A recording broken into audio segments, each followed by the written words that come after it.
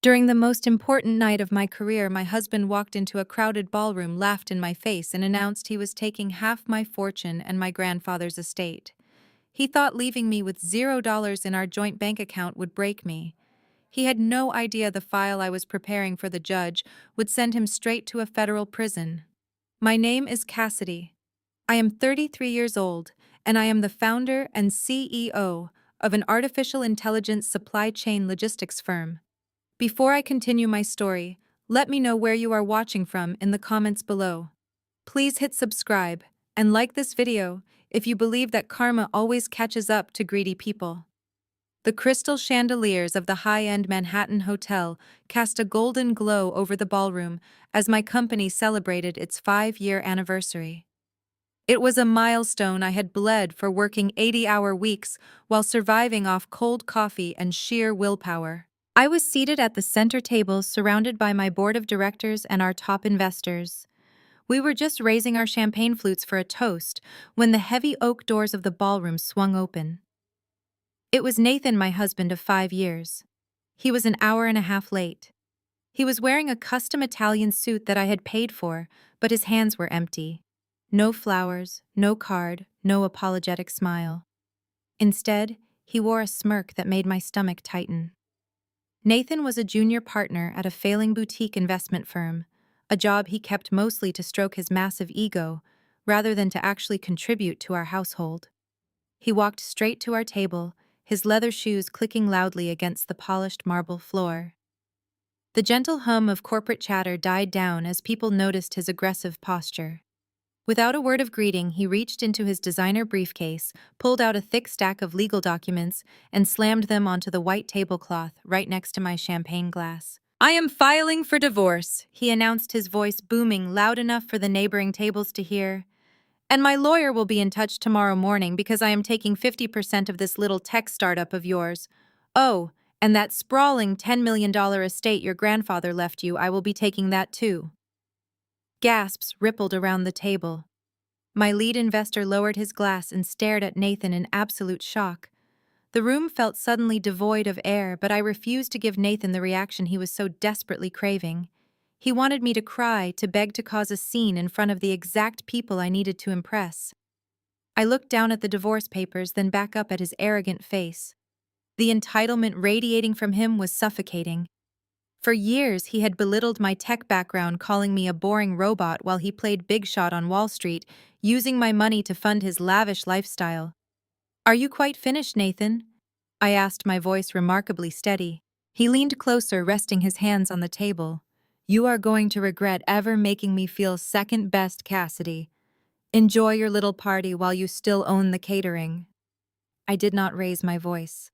I simply raised my hand and signaled the head of event security, who had already been hovering nearby. 2 large men in black suits immediately flanked my husband. "Please escort this man out," I instructed, keeping my eyes locked on Nathan. "He is no longer on the guest list." Nathan scoffed, adjusting his lapels as the security guards took him by the arms. "You can kick me out of the hotel, Cassidy, but you cannot kick me out of my half of your life. See you in court." He let out a loud, arrogant laugh as he was marched out of the ballroom. The heavy doors clicked shut behind him, leaving a thick, heavy silence at my table. I took a deep breath, smoothed the skirt of my evening gown, and picked up my champagne flute. "I apologize for the interruption, gentlemen," I said, offering a calm smile to my investors. As I was saying, to the next 5 years of unprecedented growth. They slowly raised their glasses, clearly impressed by my composure, but my heart was pounding a frantic rhythm against my ribs. I sat down and slipped my hand into my purse to grab my phone, needing a moment to ground myself. The screen was illuminated with an urgent text message alert from my primary bank. I unlocked the screen and read the automated notification. "A wire transfer for $400,000 has been successfully processed. Your joint savings account balance is now $0.00." My breath caught in my throat. That account held the emergency funds for the property taxes on my grandfather's estate and my personal safety net. Nathan had waited until the exact moment he dropped the papers to drain every single penny we shared. He was trying to financially paralyze me before the war even began. But as I stared at the empty account balance, the shock slowly hardened into a cold, calculated rage. I did not stay for the rest of the anniversary gala. I handed my champagne glass to a stunned waiter, grabbed my coat, and walked out into the freezing New York winter night. My mind was racing, analyzing data points and calculating my next move. Nathan, taking the $400,000, was a direct declaration of war, but I needed to secure my physical domain first. I hailed a cab and gave the driver the address to our Tribeca penthouse. The ride took 15 minutes but felt like hours in the traffic. I marched past the night doorman who gave me a sympathetic nod as if he already knew something was terribly wrong. I took the private elevator up to the top floor. My heart hammered against my ribs, but my hands were completely steady. I stepped out into the private foyer and pressed my thumb against the biometric scanner on the sleek mahogany door. A red light flashed. Access denied. I typed in my 6-digit backup PIN. Access denied. The smart lock glowed red again, mocking me in the dimly lit hallway. A shadow moved behind the frosted glass panels flanking the door. The interior lights flicked on, illuminating Nathan standing in the entryway. He was holding a glass of scotch, still wearing the custom suit I paid for, and he was not alone. A young woman with long, bleached blonde hair and a tight designer dress stepped up next to him, wrapping her arms around his waist. It was Brittany, a 26-year-old social media influencer I had seen interacting with his Instagram posts. Nathan pressed an intercom button on the wall inside. His voice crackled through the speaker above my head. "Go find a hotel, Cassidy. I changed the master codes on the locks. You do not live here anymore." I stared at him through the thick glass. "You are making a massive mistake, Nathan. Let me in right now." He laughed, taking a slow sip of his scotch. "Why would I do that? The lease is in my name. You see, my lawyer reminded me that since I signed the actual rental agreement for this penthouse, I have the legal right to exclusive occupancy during a marital dispute. You are officially homeless. Have fun sleeping on the streets." My jaw tightened. "You put your name on the lease because your credit score was a joke and you wanted to feel like a big man. But I paid the $500,000 security deposit and the entire year of rent up front. I paid for the furniture, the artwork, and the very glass you are standing behind." Brittany giggled, pressing her face near the intercom. "She is so dramatic, Nathan. Tell her to leave before I call the cops. She is scaring me." Nathan smirked. "You heard her, Cassidy. Get off my property." He turned his back on me, wrapping his arm around Brittany, and walked back toward the living room. Most women would have broken down crying. Most women would have banged their fists against the thick, reinforced door, begging for their clothes and a warm place to sleep. I am not most women. I calmly walked over to the velvet bench in the hallway, sat down, and unzipped my designer bag. I pulled out my laptop, resting it firmly on my knees.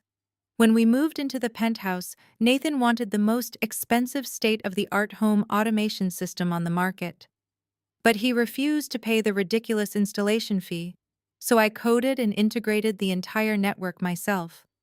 I built the architecture from the ground up, tying the HVAC, security lighting, and locks into a centralized server hosted on my private secure cloud.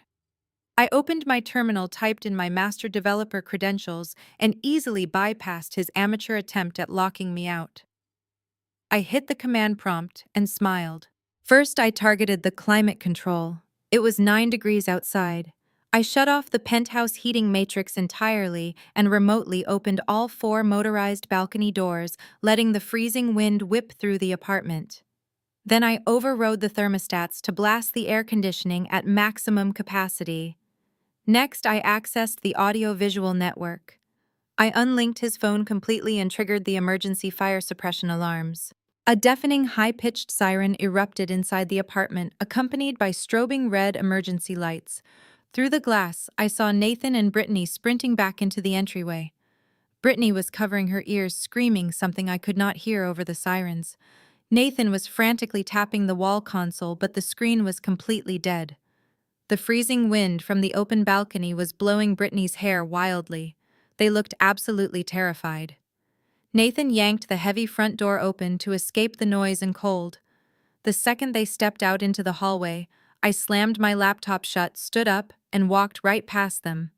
I stepped inside the freezing apartment, pushed the heavy mahogany door shut in his face, and hit the manual deadbolt. Using my phone, I restored the heat closed. The balcony doors turned off the alarms and locked the system down permanently. Nathan pounded on the door, but I just smiled and walked to my bedroom to pack his garbage bags. I woke up the next morning feeling more energized than I had in years. After packing Nathan's designer clothes into heavy-duty industrial garbage bags and leaving them with the night doorman, I headed straight to my corporate headquarters. I had a company to run and a Series B funding round to secure. I was sitting at my glass desk reviewing quarterly projections when a loud commotion erupted outside my office doors. My executive assistant tried to intervene, but the heavy double doors were violently shoved open. In walked Jasmine and DeAndre. Jasmine was Nathan's older sister, a woman who believed her marriage to a wealth manager made her untouchable royalty. DeAndre followed closely behind her, wearing a bespoke suit that screamed Wall Street arrogance. As an African-American man in the cutthroat finance world, DeAndre loved to remind everyone how hard he worked to get to the top, but he was just as entitled and greedy as the rest of Nathan's family. He carried a thick leather briefcase and a smug expression that instantly made my blood boil. "You cannot just barge in here," I said, standing up and crossing my arms. "This is a private corporate office." Jasmine scoffed, waving her manicured hand around my minimalist workspace. "Oh, please, Cassidy, do not play the high and mighty CEO with us. We are family. We are here to help you fix the massive mess you made last night. Leaving my brother out in the cold was a cute stunt, but playtime is officially over." DeAndre stepped forward, placing his expensive briefcase directly onto my clean glass desk. He popped the gold latches and pulled out a thick stack of papers bound by a heavy black clip. He slapped the documents down right on top of my quarterly projections. "Let us talk business, Cassidy," he said, his voice dripping with condescension. "Nathan told us what happened at the hotel. You embarrassed him in front of your board, but Nathan is a reasonable guy. He wants to settle this divorce quickly and quietly. No messy public trials, no PR nightmares for your little tech startup. All you have to do is sign these papers." I glanced down at the stack. The top sheet was a property appraisal for my grandfather's estate. I looked back up at DeAndre. "And what exactly are these papers, DeAndre?" "A fair settlement," he replied, leaning heavily against my desk, trying to physically tower over me. "These are appraisal documents for the old estate. We had my firm evaluate the market value. Nathan is willing to take the property off your hands completely. In exchange, he will not fight you for the company equity. He will even let you keep the penthouse. Just sign the deed transfer and we walk away. Think of it as protecting your brand, Cassidy. Investors hate messy divorces. If Nathan goes to the press and claims you financially abused him, your Series B funding will vanish overnight." I reached out and pulled the documents toward me. I did not need to read past the first page to know it was completely fabricated. The appraisal valued my grandfather's sprawling $10 million estate at a measly $2 million. DeAndre had clearly forged the letterhead of a legitimate real estate firm to make it look official. They thought because I worked in tech, I would not understand real estate law. They thought they could bully me into giving up my inheritance to cover whatever massive debts Nathan was hiding. I slowly flipped to the second page and let out a short, amused laugh. "You know, DeAndre, for a wealth manager, you are incredibly sloppy. This appraisal lists the property zoning as commercial development. My grandfather's estate is located in a protected residential historic district. You cannot build a shopping mall on it.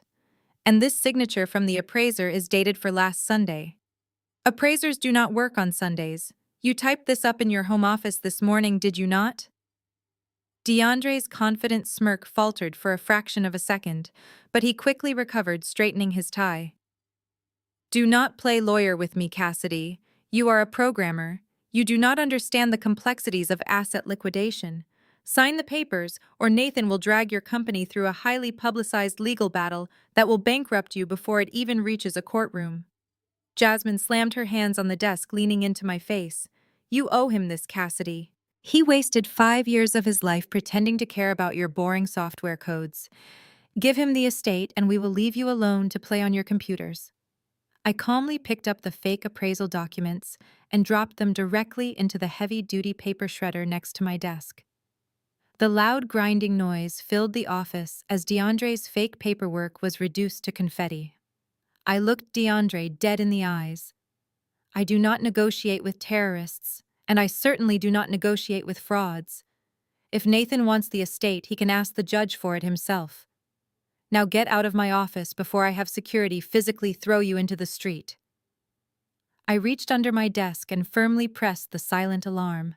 Jasmine let out a sharp gasp as the shredder ground the appraisal into strips. She slammed her hands onto my glass desk. "You are delusional, Cassidy," she hissed, her voice rising. "You think you are brilliant sitting up here with your servers. But you are just an emotionless tech robot. That is why Nathan is leaving you. You do not know how to be a real wife. You do not understand family loyalty. You just process data like a machine." I leaned back in my chair, keeping my posture relaxed. If being a real wife means letting my husband steal my inheritance to cover his gross incompetence, then you are absolutely right, Jasmine. I am failing miserably. And as for family loyalty, I find it fascinating that your version involves committing federal wire fraud by forging real estate appraisals. His face flushed a dangerous shade of red. The cool Wall Street persona he tried to project was crumbling. He grabbed the edge of my desk, his knuckles turning white. "You listen to me, you arrogant little girl," he barked, spraying saliva onto the glass. "You do not understand the forces you are playing with here. Nathan is not just asking for a favor. He needs that property right now." I raised an eyebrow, keeping my voice dangerously quiet. "Need is a very strong word, DeAndre. Why exactly does a junior partner at a boutique investment firm need a $10 million historic estate so desperately?" DeAndre slammed his fist against the glass. "He is bleeding capital, Cassidy," he screamed, his composure entirely shattered. "If Nathan does not get that estate to use as collateral by the end of the month, the feds are going to audit his whole firm. And if they look at the books, we are all going down." The room fell dead silent. The only sound was the low hum of the air conditioning vent. Jasmine slowly turned to look at her husband, her eyes wide with absolute horror. DeAndre froze, his chest heaving as the reality of what he had just screamed into a room with security cameras finally registered in his brain. He had just confessed to a massive financial crime. The puzzle pieces instantly snapped together in my mind. Nathan taking the $400,000 from our joint account was not just about spiting me. He was desperate for liquid cash. He and DeAndre were running a scheme at their firm. The federal government was closing in, and they needed my grandfather's estate to secure a fraudulent loan to cover their tracks. They were cornered rats. A slow, genuine smile spread across my face. "Well, DeAndre," I said softly, "that is certainly an interesting piece of information. I am sure the Securities and Exchange Commission will find it fascinating." DeAndre lunged across the desk, his arm outstretched to grab me. Before his fingers could brush my blazer, the heavy office doors flew open. Two of my security guards rushed into the room. "Grab him," I commanded, pointing straight at DeAndre. One grabbed DeAndre, twisting his arm behind his back, while the other stepped between me and Jasmine. "Get your hands off me!" DeAndre yelled, struggling fruitlessly. "I will sue you for assault!" Jasmine was shrieking, swatting at the guard with her designer handbag. "Take them to the freight elevator," I told the guards. "Do not let them use the main lobby. And if they step foot here again, call the police." I watched in silence as the guards dragged the kicking and screaming couple out of my office. Jasmine's high heels scraped violently against the hardwood floor. DeAndre was still shouting legal threats, but his voice grew fainter as the heavy doors slammed shut behind them. Once I was alone, the adrenaline began to fade, leaving a sharp, focused clarity in its wake. Nathan thought he could blindside me with divorce papers and intimidate me into giving up my grandfather's legacy. But he had made the fatal flaw of sending his panic-stricken brother-in-law to do his dirty work. They had underestimated my intelligence. I walked back to my desk, and unlocked my encrypted computer. I did not need to cry over a broken marriage anymore. I opened a secure browser window and typed the web address for a private investigator I often used for corporate background checks. Nathan was terrified of a federal audit. I just needed the hard evidence to prove it. I began drafting an email authorizing a full deep dive into Nathan's firm. Every transaction, every offshore account, every hidden asset. The war had officially shifted from a domestic dispute to a corporate takedown, and I was holding the launch codes. I hit send on the email to my private investigator and leaned back in my chair, letting the silence of my office wash over me. But the peace was short-lived. By noon the next day, Nathan and his family realized they could not bully me in person or legally intimidate me with forged documents. So they changed their battleground to the only arena where they held any power: the internet. My phone started buzzing relentlessly during a working lunch with my lead engineers. It was my head of public relations. She did not even say hello when I answered the call. She just told me to drop whatever I was doing, open TikTok immediately, and check the link she had just sent me. I tapped the message, and there was Brittany. She was sitting on the floor of what looked like a cheap motel room, wearing no makeup and an oversized faded sweater. She was sobbing uncontrollably into the camera, her mascara running perfectly down her cheeks. The video was heavily edited, with slow, sad acoustic music playing in the background to maximize the emotional manipulation. She claimed she was living in absolute constant fear.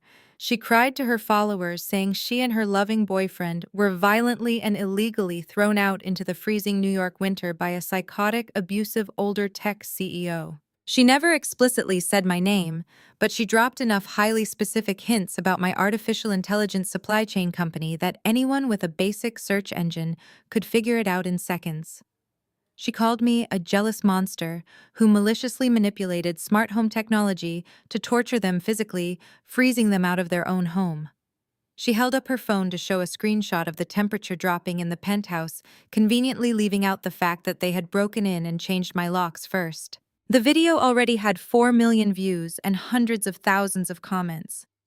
Teenagers and young adults were tagging my company, demanding I be held accountable for abusing a young, helpless influencer. The comments were ruthless. People were calling for a total boycott of my supply chain logistics firm, which would have been hilarious if it was not actively destroying my professional reputation. They were leaving one-star reviews on our corporate pages and harassing my employees online. Within an hour, the real corporate fallout began. My inbox flooded with emergency meeting requests from stakeholders. My lead investor, the exact same man who had watched Nathan throw the divorce papers on my table the night before, called my personal cell. He was panicking. "Cassidy," he said, his voice tight with anxiety, "our board is getting hammered on every social media platform. We have strict ethical clauses in our term sheets. I know your husband is unhinged, but the public does not know that. They just see a wealthy tech CEO abusing a crying girl. If this PR nightmare is not entirely contained by tomorrow morning, the partners are pulling out of the Series B funding round. We cannot be associated with this kind of messy domestic toxicity right before we go public." I took a deep breath, keeping my voice perfectly level. "I understand your concerns," I told him. "Give me 24 hours. I will handle it, and the funding will remain secure." I hung up the phone and walked over to the floor-to-ceiling windows of my office, looking down at the busy Manhattan streets below. My chest tightened with a cold fury. Nathan was brilliant in his own sociopathic way. He was using Brittany's gullible followers as a weapon to attack my life's work. He knew my company was my most vulnerable asset right now. If the funding fell through, I would have to lay off half my engineering team and halt all our expansion plans. He was trying to drain my corporate resources and destroy my public image so I would be forced to hand over my grandfather's estate just to make the harassment stop and keep my business afloat. They wanted to play in the mud. I realized then that taking the high road and issuing a sterile corporate press release, drafted by lawyers, would do absolutely nothing. The internet did not care about corporate statements or legal truths. They cared about drama villains and receipts. If I played defense, I would lose my company. I needed to fight dirty, and I needed to do it immediately. If Brittany wanted to play the helpless victim of financial abuse, I was going to give her massive audience the exact truth about where her luxury lifestyle really came from. I picked up my phone and called my private investigator. I told him to expedite the financial background check on Nathan, but to specifically isolate every single credit card transaction linked to Brittany over the last 6 months. I did not just want to clear my name, I wanted to completely dismantle hers. By late that afternoon, my private investigator delivered exactly what I needed.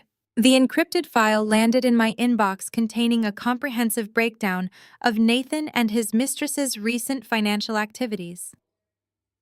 I locked my office door, poured myself a glass of water, and opened the spreadsheet. I expected to find that Nathan had been funneling his firm's money or taking out secret loans to fund Brittany's lavish influencer lifestyle. What I found was so much worse and so much more pathetic. Nathan had not used his own money at all. The forensic accounting trail showed a direct link between the purchases of Brittany's brand new Porsche, her custom diamond jewelry, and her endless collection of imported designer bags to a series of high-limit credit cards. But the name on those cards was not Nathan. It was Martha, his 72-year-old mother. I stared at the screen, tracing the dates and amounts. Martha had spent 40 years working as a public school administrator, saving every penny for a comfortable retirement. Nathan, as her golden child, had convinced her to grant him full power of attorney over her finances a few years ago, claiming he could use his Wall Street expertise to grow her portfolio. Instead, he had systematically drained her entire life savings and maxed out multiple credit lines in her name, just to impress a 26-year-old girl he met on the internet. It was the perfect weapon. I did not call my public relations team. I did not draft a polite corporate response asking for privacy during a difficult time. Instead, I pulled an old scrubbed laptop from my tech closet and routed my connection through a secure, untraceable offshore server. I spent the next hour compiling the most damning pieces of evidence. I took screenshots of Brittany's most popular posts, the one where she bragged about her $90,000 sports car, the one where she showed off a closet full of luxury handbags. Beside each photo, I placed the corresponding credit card statement showing the exact date of purchase, the exorbitant price tag, and the name Martha clearly printed at the top, alongside her drained retirement account balances. I redacted Martha's account numbers and personal contact information to protect the elderly woman from identity theft, but I left the financial devastation entirely visible. I bundled the images into a digital dossier and drafted a short anonymous message. The title of the email was simple: The Real Victim of the Tech CEO Divorce Drama. I attached the files and hit send, blasting the package directly to the top 5 largest drama and gossip channels on YouTube, along with the most notorious tea pages on TikTok and Instagram. These were platforms with audiences in the millions, creators who thrived on exposing fake influencers. Then I closed the laptop, wiped the drive, and waited. It took exactly 45 minutes for the internet to catch fire. A massive YouTube creator with 6 million subscribers dropped an emergency broadcast video analyzing the leaked documents. Within minutes, the hashtag exposing Brittany was trending worldwide. The same teenagers who had been harassing my company's pages just hours earlier completely shifted their rage. I pulled up Brittany's TikTok page and watched the destruction in real time. The comments section on her crying video transformed into an absolute war zone. Users were flooding her page, demanding to know why she was driving a car bought with an elderly woman's stolen pension. They called her a gold digger, a fraud, and a parasite. Brands she had sponsored started publicly severing ties with her, in the comments announcing they were canceling her contracts immediately. My phone rang. It was my lead investor again. This time he sounded breathless but relieved. "Cassidy," he said, "I just saw the news breaking online. The heat is completely off us. Everyone is focused on your husband and that girl. The board is satisfied. Your Series B funding is entirely secure." I thanked him, hung up, and smiled. Brittany had wanted an audience, and I had given her one. She had built her entire online persona on the illusion of being a wealthy, independent model, and now the entire world knew she was just a thief, living off a stolen retirement fund. She had tried to destroy my professional empire, but she forgot that I built systems for a living. I knew exactly how to dismantle a network. Nathan was officially radioactive. He could not show his face in public without being branded an elder abuser and a fraud. But I knew his family. I knew their deep-rooted narcissism and their desperate need to maintain control. They would not accept defeat gracefully. They would try to corner me again, and I was ready for their next move. The next morning, my phone rang with a number I had not seen in months. It was Martha. Nathan's mother sounded exhausted, her voice trembling as she asked if I could please come over to her house for a quiet family dinner. She said she wanted to mediate a peace treaty between Nathan and me. She swore Nathan was ready to apologize and handle the divorce like an adult. She sounded so sincere and completely oblivious to the massive digital bomb I had just detonated online. I knew Martha did not check the internet, much less YouTube drama channels, so she had no idea her precious son had stolen her retirement funds to buy designer handbags for a 26-year-old influencer. I also knew this dinner was an obvious trap, but I agreed to go anyway because I needed them in one room for my next move. I arrived at Martha's modest suburban house right at 7 o'clock. There was no smell of roasting chicken or baking bread. The house was completely silent. Martha opened the front door looking incredibly nervous and immediately ushered me into the formal dining room. She did not make eye contact. I stepped into the room and heard the heavy doors slide shut behind me, followed by the distinct click of a lock. Martha had locked me inside. Sitting around the long oak dining table were Nathan, Jasmine, and DeAndre. They looked exactly like a firing squad waiting for a prisoner. Nathan had dark circles under his eyes. He had clearly seen the internet fallout, but instead of showing remorse, his face was twisted with desperate rage. He had lost the public relations war, and now he was dangerously cornered. Jasmine sat with her arms crossed glaring at me, while DeAndre drummed his fingers on top of a thick stack of legal documents resting in the center of the table. "Have a seat," Cassidy DeAndre commanded, pointing to the single empty chair opposite them. "We are not leaving this room until we reach an understanding." I remained standing, keeping my distance from the table. "I do not take orders from you, DeAndre," I said calmly. "And locking someone in a room is a serious crime in this state. It is called false imprisonment." "Nobody is imprisoned," Jasmine sneered, rolling her eyes. "My mother just wanted us to have some privacy." "We know what you did online, Cassidy. You think you are so clever destroying my brother's reputation with those leaked credit card statements?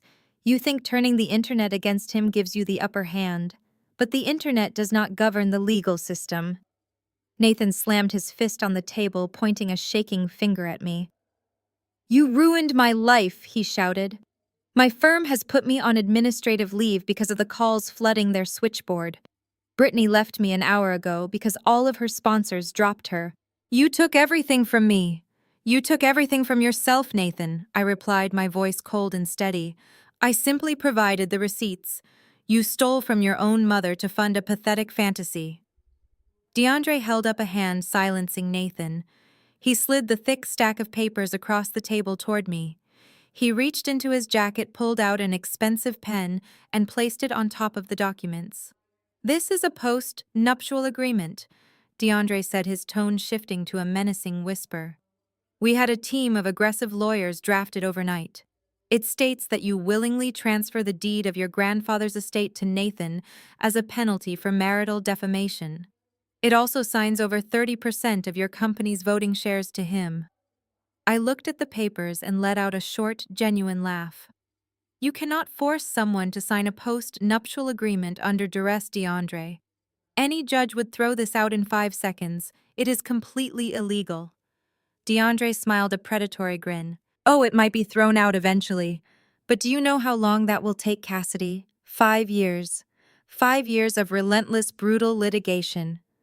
We will bury your tech company in discovery motions. We will subpoena your investors, your board members, and your clients. We will freeze your corporate assets during the dispute. By the time a judge finally throws this document out, your Series B funding will be long gone and your company will be bankrupt. Nathan leaned forward, a vicious look in his empty eyes. Sign the paper, Cassidy. Give me the estate and the shares, or I swear to God I will drag your precious company through 5 years of legal hell.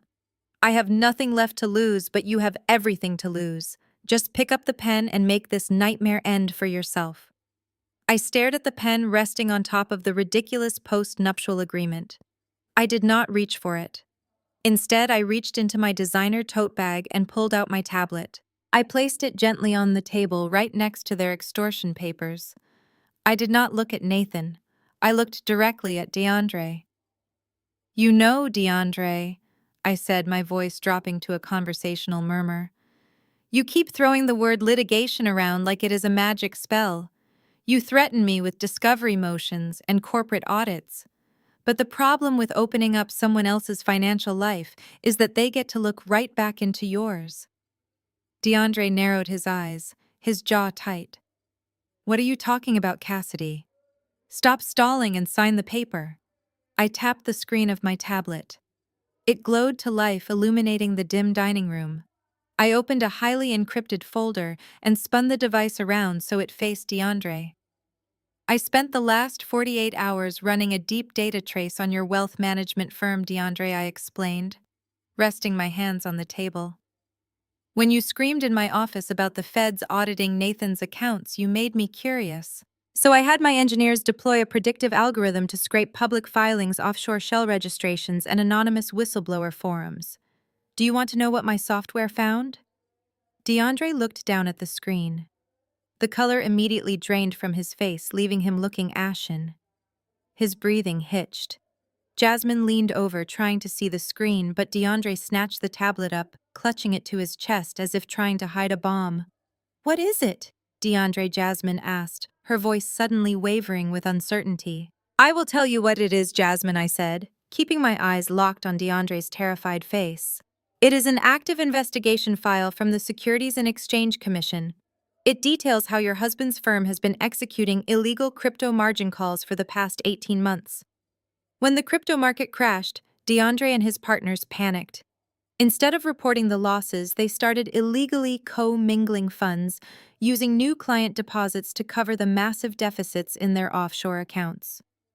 It is a textbook Ponzi scheme, and the SEC has been quietly building a federal case against him since October. The dining room was dead silent. Nathan looked confused, his brow furrowed as he tried to process the financial jargon. DeAndre was perfectly still. The arrogant, aggressive wealth manager from 10 minutes ago was entirely gone. He was replaced by a man staring down the barrel of a 10 to 15-year federal prison sentence. You hacked a federal database, DeAndre whispered, his voice cracking. That is a crime. I smiled, a cold, humorless smile. I did not hack anything, DeAndre.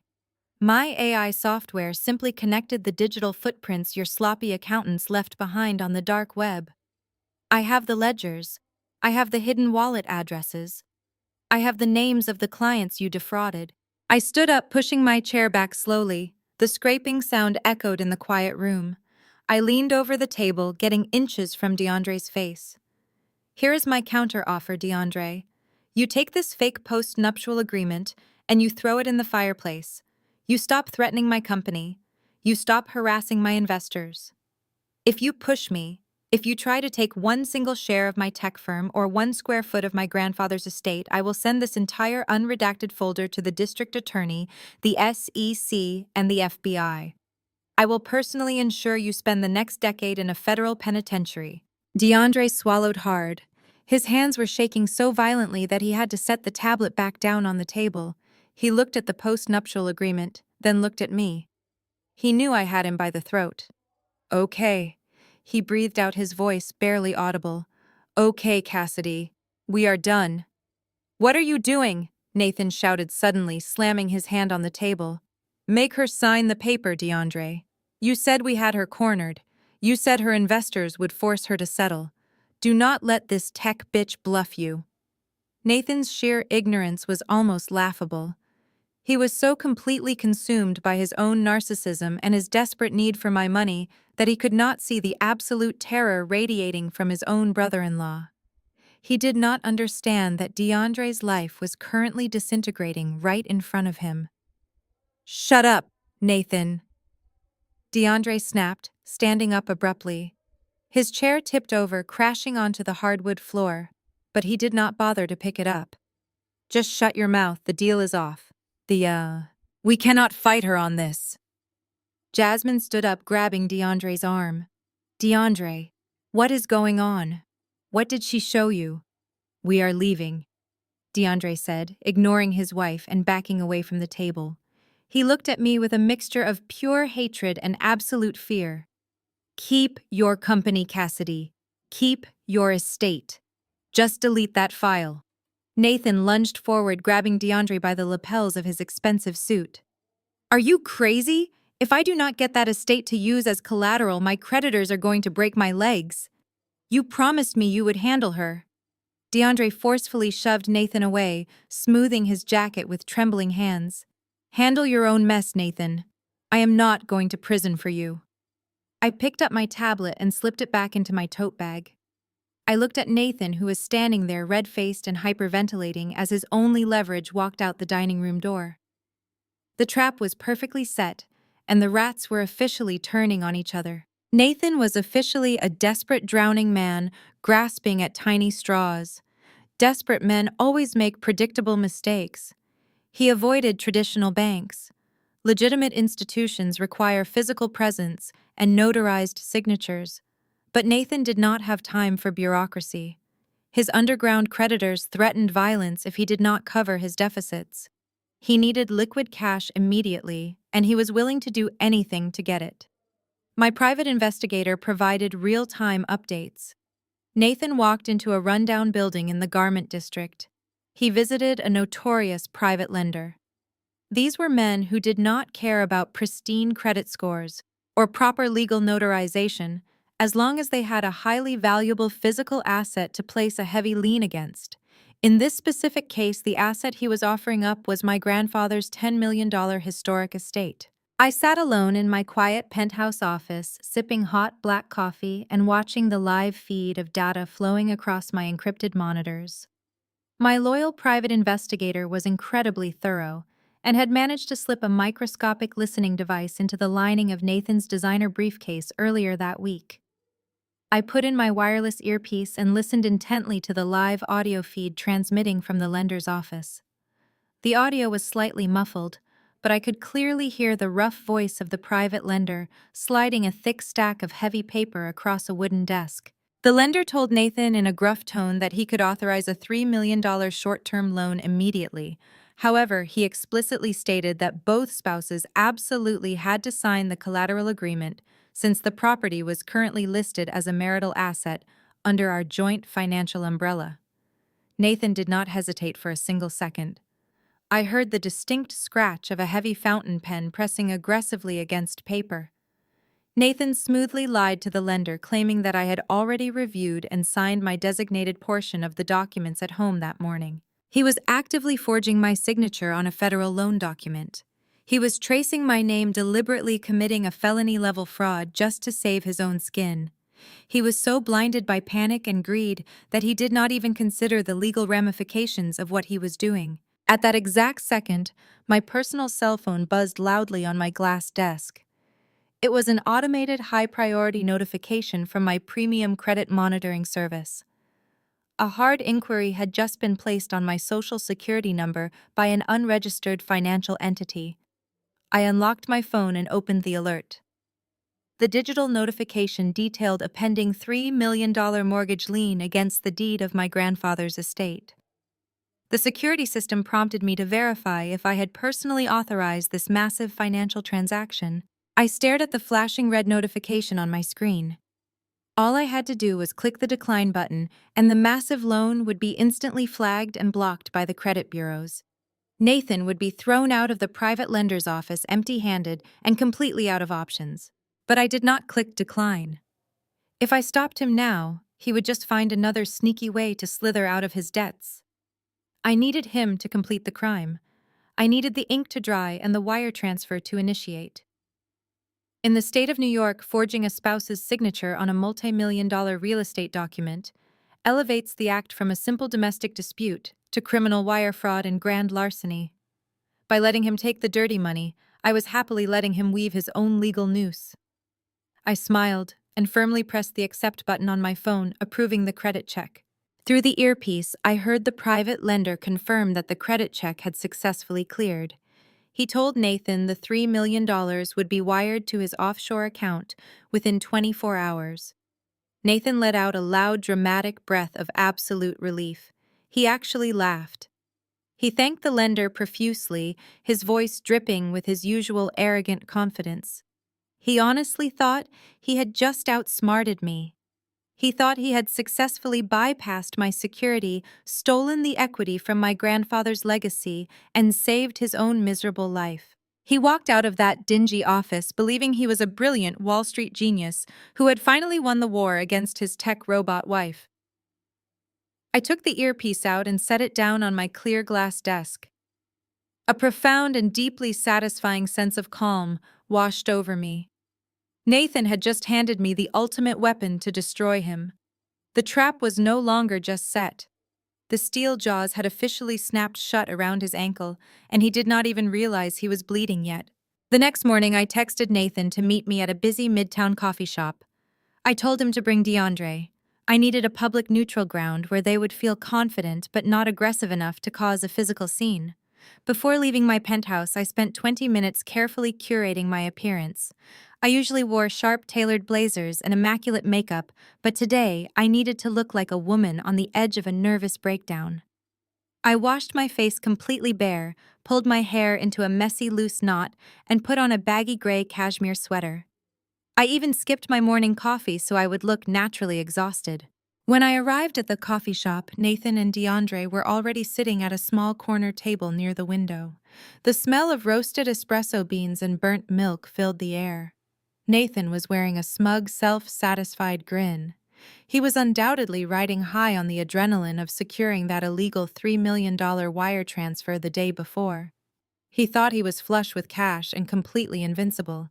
DeAndre looked much more tense, his eyes darting around the room, clearly still terrified of the SEC file I possessed. I pulled out the metal chair and sat down heavily, letting out a long, weary sigh. I did not order a drink. I just folded my hands on the table and looked down at the scratched wood. "What do you want?" Cassidy Nathan asked, leaning back and crossing his arms. "I am a very busy man today."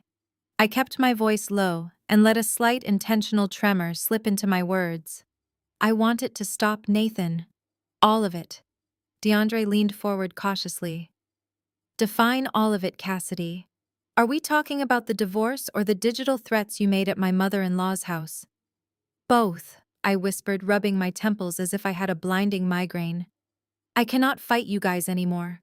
My board of directors had an emergency meeting last night. Even though the internet turned on Brittany, the investors hate the ongoing drama. They hate the instability. They told me that if I am dragged into a messy, protracted divorce settlement, they might pull their equity and force me to step down as CEO. I cannot lose my company. It is all I have left." Nathan leaned across the table, a nasty, triumphant smile spreading across his face. "I told you that you were out of your league. You thought you could freeze me out of my own penthouse and ruin my girlfriend online without consequences. But you are just a weak little programmer, Cassidy. You do not have the stomach for a real war." I forced my eyes to well up with fake tears. "You are right," I conceded softly. "I do not have the stomach for it." "So you win, Nathan." DeAndre narrowed his eyes, studying my face. "What exactly are you offering?" I took a shaky breath. "We have our official mediation scheduled for tomorrow morning with the lawyers. If you agree to sign an ironclad non-disclosure agreement and finalize the divorce immediately, without touching my company shares, I will surrender my grandfather's estate to you. Full legal transfer of the deed. You can have the $10 million property. Just please leave me and my business alone." Nathan let out a loud, booming laugh that caused several people in the coffee shop to turn and stare. "I knew you would break. he mocked, pointing a finger at me. You always were too fragile when things got difficult. You are handing over $10 million just so you do not have to deal with the stress. That is pathetic, Cassidy. It really is. DeAndre, however, looked slightly suspicious. Why the sudden change of heart? He asked, his eyes narrowing. 2 days ago you were ready to send me to federal prison. Now you are just handing over the crown jewel of your family portfolio. Because 2 days ago I thought I could manage the fallout. I lied, my voice cracking perfectly. But I cannot. The lawyers say fighting you over the estate will take years and cost millions in legal fees. I am exhausted, DeAndre. I just want my freedom back. Take the property. Nathan clearly needs the money more than I do anyway. Nathan scoffed, brushing off the insult. Oh, I will take it. And I will probably sell it to a commercial developer by the end of the month, just to pave over your precious grandfather's memories. Make sure your lawyer has the transfer documents ready tomorrow morning, Cassidy. If you try to pull a fast one, I will take the company too. I nodded meekly, keeping my eyes cast downward. I will have the papers ready. Just be there. Nathan stood up, adjusting his expensive jacket, and walked out of the coffee shop without another word. DeAndre lingered for a second, giving me a long, hard look, before following his brother-in-law out the door. The moment they stepped onto the sidewalk, my slumped shoulders instantly straightened. The fake tears vanished completely. My posture returned to its usual sharp, commanding stillness. Manipulating a narcissist was incredibly easy once you learned to feed their delusions of grandeur. I pulled out my phone and texted my corporate attorney a single sentence. The bait has been swallowed, prepare the trap for tomorrow. The next morning, the sky over Manhattan was a heavy, overcast gray, reflecting the cold, sterile atmosphere of my attorney's conference room. I sat on one side of a massive mahogany table with my corporate lawyer, Mr. Campbell. He was a ruthless legal strategist who knew exactly how to execute the trap we had laid. The tension in the room was palpable, heavy enough to choke on. Across the table sat Nathan, looking like he had already won the lottery. He was flanked by his aggressive divorce attorney and DeAndre, who had tagged along to ensure the estate transfer went smoothly so their federal crimes would remain buried. Nathan did not even wait for the lawyers to exchange pleasantries. He leaned forward, resting his elbows on the polished wood, and immediately began making his demands. He told Mr. Campbell that he was not walking out of this building without the deed to the estate and 50% of my tech company. He claimed that because I had embarrassed him publicly and locked him out of his own penthouse, he was entitled to maximum compensation for his emotional distress. He was so incredibly arrogant, completely blind to the fact that he was walking straight into a legal slaughterhouse. I kept my eyes downcast, playing the part of the exhausted, defeated wife. I reached out and gently touched Mr. Campbell's arm. Just give him the estate, I whispered, my voice trembling slightly for effect. I cannot afford to lose the company. My investors are breathing down my neck. Please just make the divorce stop so I can go back to work. Mr. Campbell nodded solemnly, playing his part to absolute perfection. He looked across the table at Nathan and his lawyer. My client is willing to make a significant concession today to expedite the dissolution of this marriage. Mr. Campbell stated, his voice entirely devoid of emotion. She will legally yield all rights, title, and interest in her grandfather's estate to Nathan. She will not fight for the property. In exchange, Nathan will immediately drop any and all claims to her corporate shares and the Tribeca penthouse. Nathan scoffed, leaning back in his leather chair. I told you she would fold, he whispered loudly to DeAndre. He looked at me with pure contempt. You should have just done this in the first place, Cassidy. It would have saved us both a lot of time. Now hand over the deed. Mr. Campbell opened a sleek leather folder and slid a thick stack of legal documents across the mahogany table. This is the transfer agreement, Mr. Campbell explained smoothly. It legally binds my client to yield the property to you. However, because this is a rapid transfer of a highly valuable asset, there is a specific liability clause attached. We must ensure a clean break financially and legally. Nathan's lawyer picked up the document and began scanning the first page. What kind of liability clause? He asked, his eyes narrowing in suspicion. Mr. Campbell folded his hands on the table. It is standard language for an estate of this magnitude. By signing this transfer, Nathan explicitly assumes all current, immediate, and future financial liabilities, preservation duties, and structural maintenance of the property, effective the moment the ink dries. My client will no longer be responsible for any taxes, upkeep, or damages associated with the grounds. She is washing her hands of the estate entirely, and Nathan will become the sole liable party. DeAndre leaned over his lawyer's shoulder, staring at the specific paragraph Mr. Campbell had just referenced. It sounded perfectly reasonable to an uneducated, greedy mind. If you take ownership of a massive property, you naturally take ownership of the bills associated with it. DeAndre did not know that the property was an irrevocable historical trust. He just saw $10 million of collateral waiting to be tapped. He thought it was a basic transfer of responsibility to protect my corporate assets from future property tax claims. Nathan tapped his fingers impatiently on the table. So what, he asked, rolling his eyes. It means I pay the lawn care guys and the property taxes. Big deal. I am going to leverage the property for a massive commercial loan by tomorrow afternoon anyway. The bank will cover the maintenance costs once the development starts. Hand me the pen.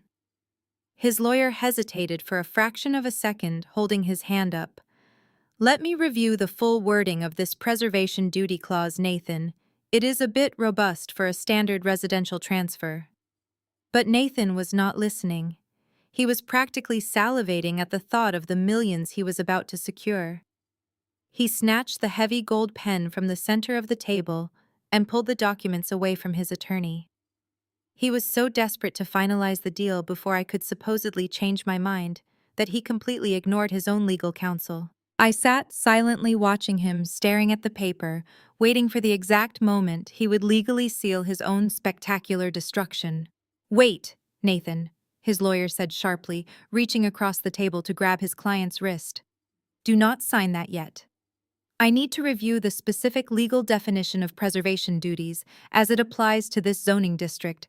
Sometimes historical properties have hidden covenants. Nathan glared at his lawyer, clearly annoyed by the delay. We do not have time for you to bill me for another hour of reading, he snapped. The private lender is expecting the deed confirmation by 3:00 today. If I miss that window, the loan falls through. DeAndre stepped in, playing the role of the seasoned financial expert. Let me see it, he said, pulling the thick document away. DeAndre quickly skimmed the page, his eyes scanning the dense legal jargon. His vision was completely compromised by his own desperate greed. He did not see a lethal trap. He only saw a lifeline that could save him from the federal government. He saw an asset that could be quickly leveraged to cover the massive deficits in his fraudulent crypto accounts. It is completely standard, DeAndre announced, confidently tapping the paper with his index finger. It is basic boilerplate language for a high-value asset transfer. It just means you are legally responsible for keeping the lights on and mowing the lawn until the commercial developers break ground. It is exactly what we expected, Nathan. The lawyer frowned, adjusting his glasses. I strongly advise against signing anything I have not fully vetted, DeAndre. You are a wealth manager, not a real estate attorney. DeAndre shot the lawyer a lethal look. And you are a divorce lawyer who is about to blow a massive settlement because you are paranoid, he shot back. Look at her, DeAndre whispered, leaning closer to Nathan. Look at Cassidy. She is shaking. She is second-guessing herself right now. If we drag this out, she might change her mind and decide to fight for the property. We have her entirely on the ropes. Take the deal right now before she finds her spine. Nathan looked across the table at me. I intentionally let my lower lip tremble and averted my eyes, staring down at my lap like a beaten dog. That was all the confirmation his massive, fragile ego needed. He ripped his arm away from his lawyer and pulled the paperwork squarely in front of him. You always were too cowardly for the big leagues, Cassidy. Nathan sneered, clicking the heavy gold pen. You built a nice tech company, but you do not know how to play the real game. You do not know what it takes to be ruthless. I kept my head down, hiding the sharp smile fighting to break across my face. I just want this to be over, I whispered softly. Oh, it is over. Nathan laughed, a harsh, cruel sound that echoed off the mahogany walls. It is finally over, and I am walking away with the prize. Consider this an expensive lesson in learning your proper place. You thought you could lock me out of my home and ruin my life. But the house always wins, Cassidy. He pressed the pen to the paper. The scratch of the nib against the thick parchment sounded like a symphony in my ears. He signed his name with a dramatic flourish, sealing his own absolute destruction. He legally strapped a multi-million-dollar federal anchor around his own neck. He flipped to the second page and signed again. Each signature legally bound him tighter to the irrevocable historical trust he thought was a commercial goldmine. When he was finished, he shoved the documents back across the table toward Mr. Campbell.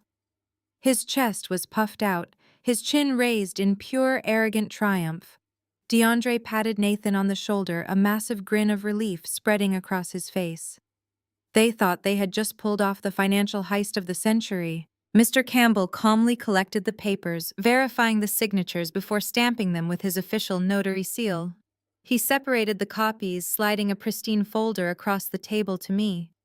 I reached out and took my copy of the executed agreement. I stood up slowly, brushing an invisible piece of lint off my cashmere sweater. I did not look exhausted anymore. My posture was perfectly straight, my expression entirely unreadable. I looked Nathan directly in the eyes and offered him a small, chilling smile. "Enjoy the estate, Nathan," I said, my voice perfectly clear and steady. "Make sure you take very good care of it." I turned on my heel and walked out of the conference room without another word. The heavy doors clicked shut behind me, leaving them to their foolish celebration. I stepped into the elevator. The trap was officially set and the countdown began. By the time my elevator reached the lobby, Nathan was already calling Brittany to brag. I walked out of the law firm and climbed into the back of my waiting town car, opening my laptop before the driver even pulled away from the curb. I had full access to the security matrix at my grandfather's estate. It was a massive property featuring sprawling manicured gardens, stone pathways, and historic architecture that dated back to the 19th century.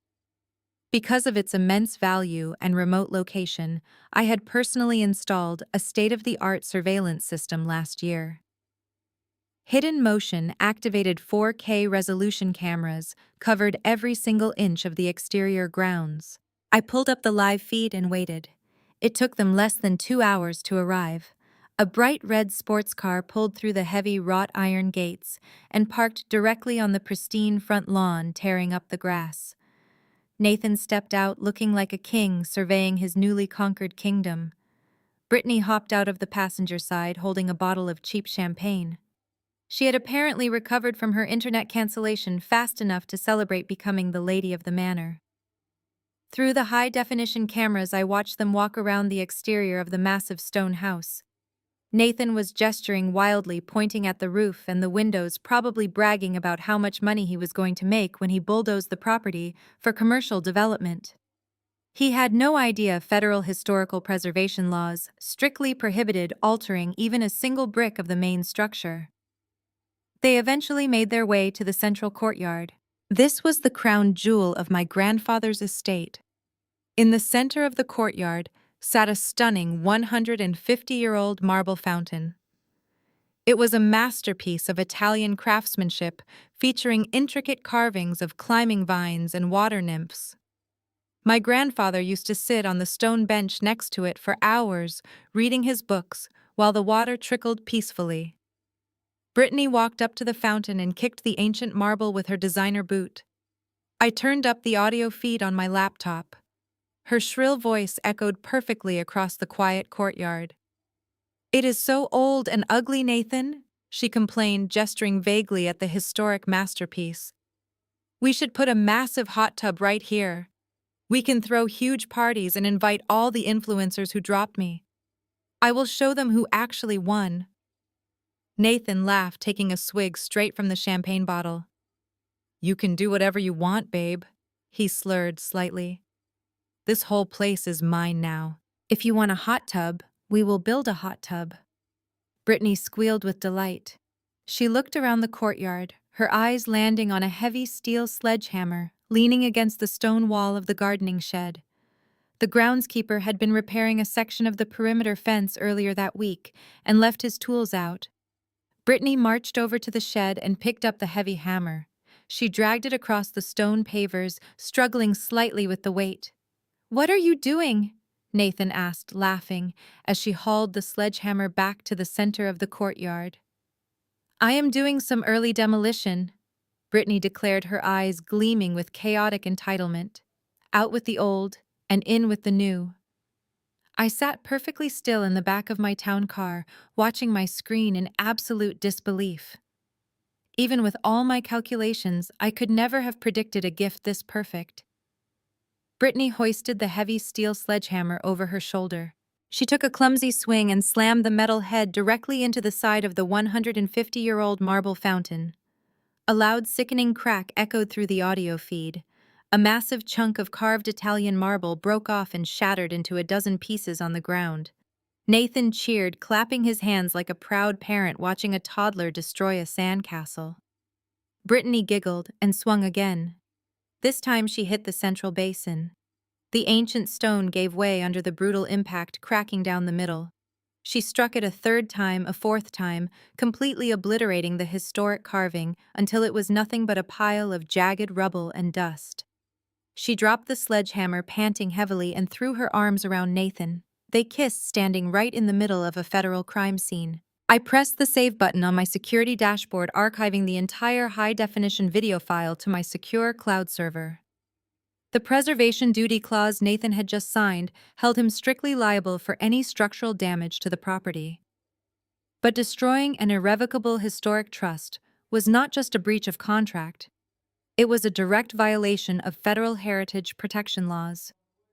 Brittany had just committed felony destruction of a historic landmark. As the newly signed liable party, Nathan was legally on the hook for a federal fine that would easily exceed $1 million. I closed my laptop and looked out the window at the passing city streets.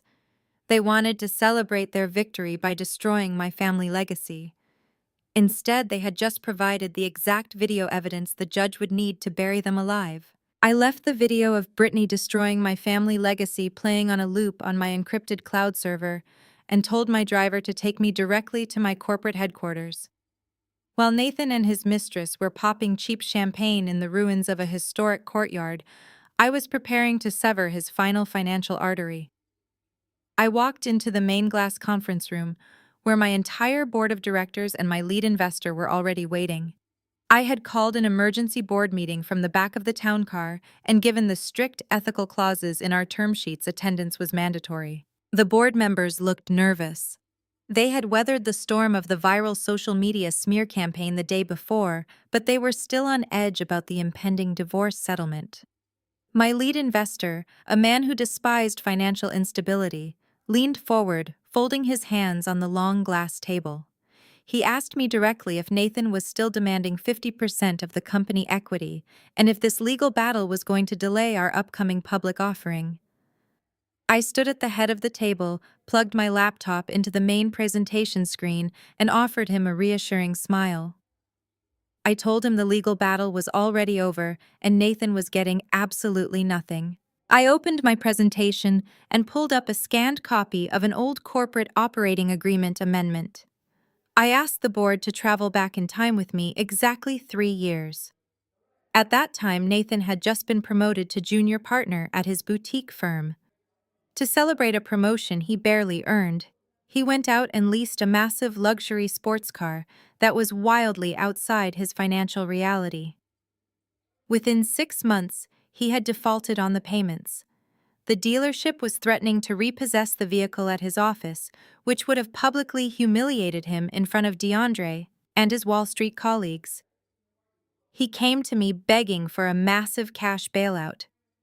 I agreed to pay off the exorbitant loan, but I demanded he sign a corporate restructuring document in return. Nathan was so desperate to keep his shiny new toy and so incredibly arrogant that he signed the thick stack of papers without reading a single paragraph. He assumed it was just standard tax restructuring. He did not realize I had my legal team bury a highly specific aggressive poison pill clause deep inside the operating agreement. I highlighted the clause on the presentation screen for the board to read. It explicitly stated that any non-founding spouse who becomes the subject of a federal financial fraud investigation or who commits a felony-level crime against the primary shareholders, assets automatically and irrevocably forfeits any and all claims to the company equity voting rights and future dividends. My lead investor adjusted his glasses, reading the highlighted text.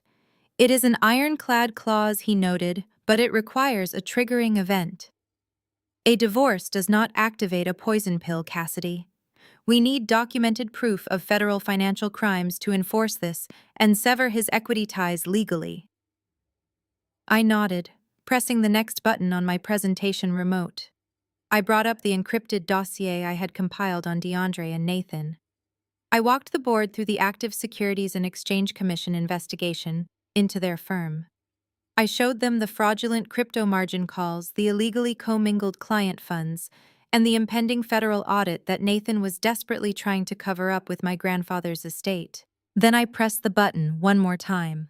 The screen switched to the high-definition security footage I had captured less than an hour ago.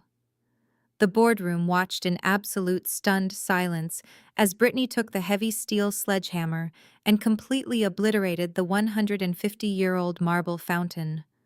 I explained that the property was a federally protected, irrevocable historical trust.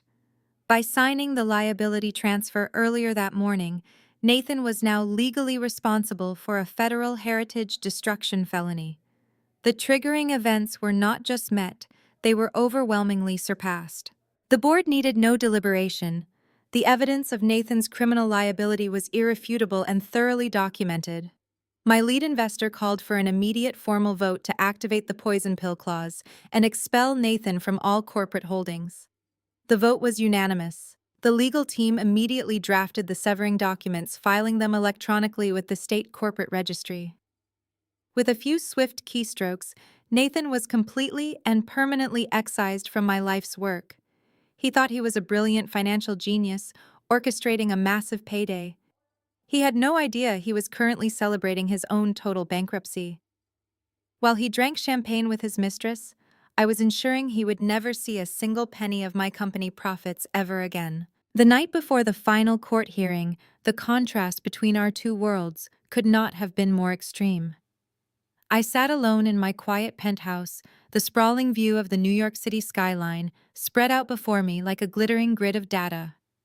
The air conditioning hummed softly, keeping the room at a perfect temperature.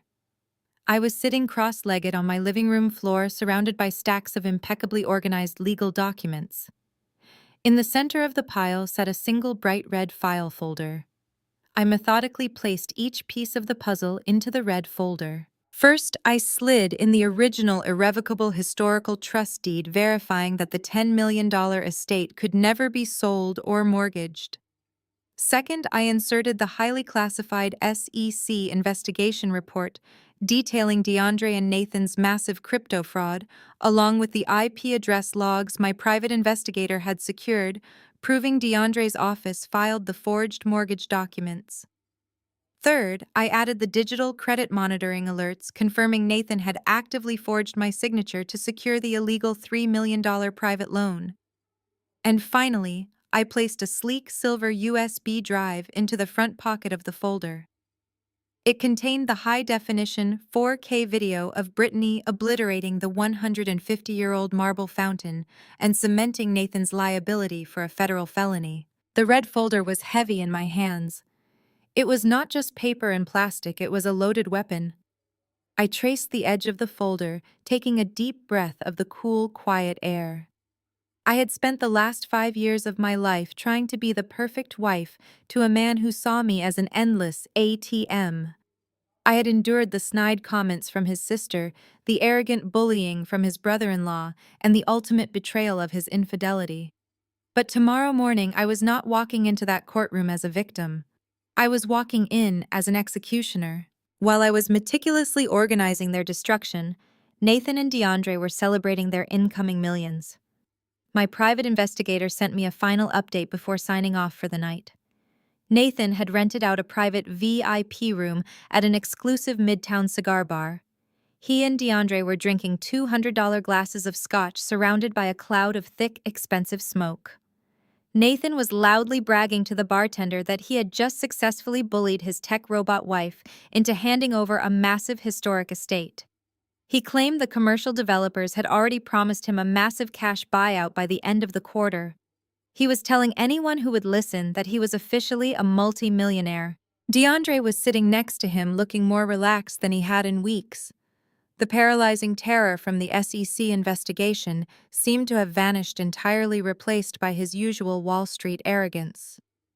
DeAndre genuinely believed that the $3 million illegal loan Nathan secured that morning would be enough to cover the massive deficits in his fraudulent crypto accounts. He thought the federal auditors would simply pack up and leave once the accounts showed a positive balance. They were two incredibly arrogant men, clinking their crystal glasses together, entirely oblivious to the reality that they were celebrating their last night of freedom. I stood up from the floor, leaving the red folder perfectly aligned on my glass coffee table. I walked into the kitchen, poured myself a glass of cold water, and looked out at the city lights. Nathan thought this war was about money and real estate. He never understood that it was always about leverage and data. He operated on ego, assuming he was the smartest person in the room simply because he wore a custom suit and yelled the loudest. I operated on algorithms, anticipating his desperate moves and simply waiting for him to make the fatal mathematical error. I went to bed that night and slept more soundly than I had in months. There were no anxious thoughts, no worries about my company's funding, no lingering heartbreak over the end of my marriage. The emotional detachment was total and absolute. I woke up the next morning precisely at 6 o'clock before my alarm even went off.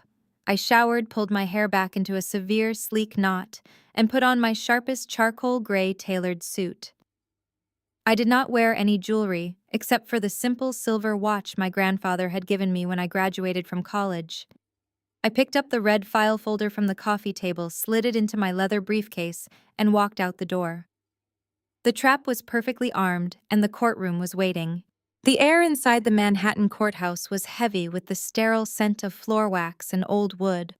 I walked through the metal detectors with my head held high, feeling the weight of the red file folder resting securely inside my leather briefcase. Mr. Campbell met me in the grand lobby, his expression perfectly neutral. We did not exchange any nervous chatter. We both knew exactly what was about to happen. We took the elevator to the 5th floor and pushed open the heavy double doors of courtroom 4. The room was already packed.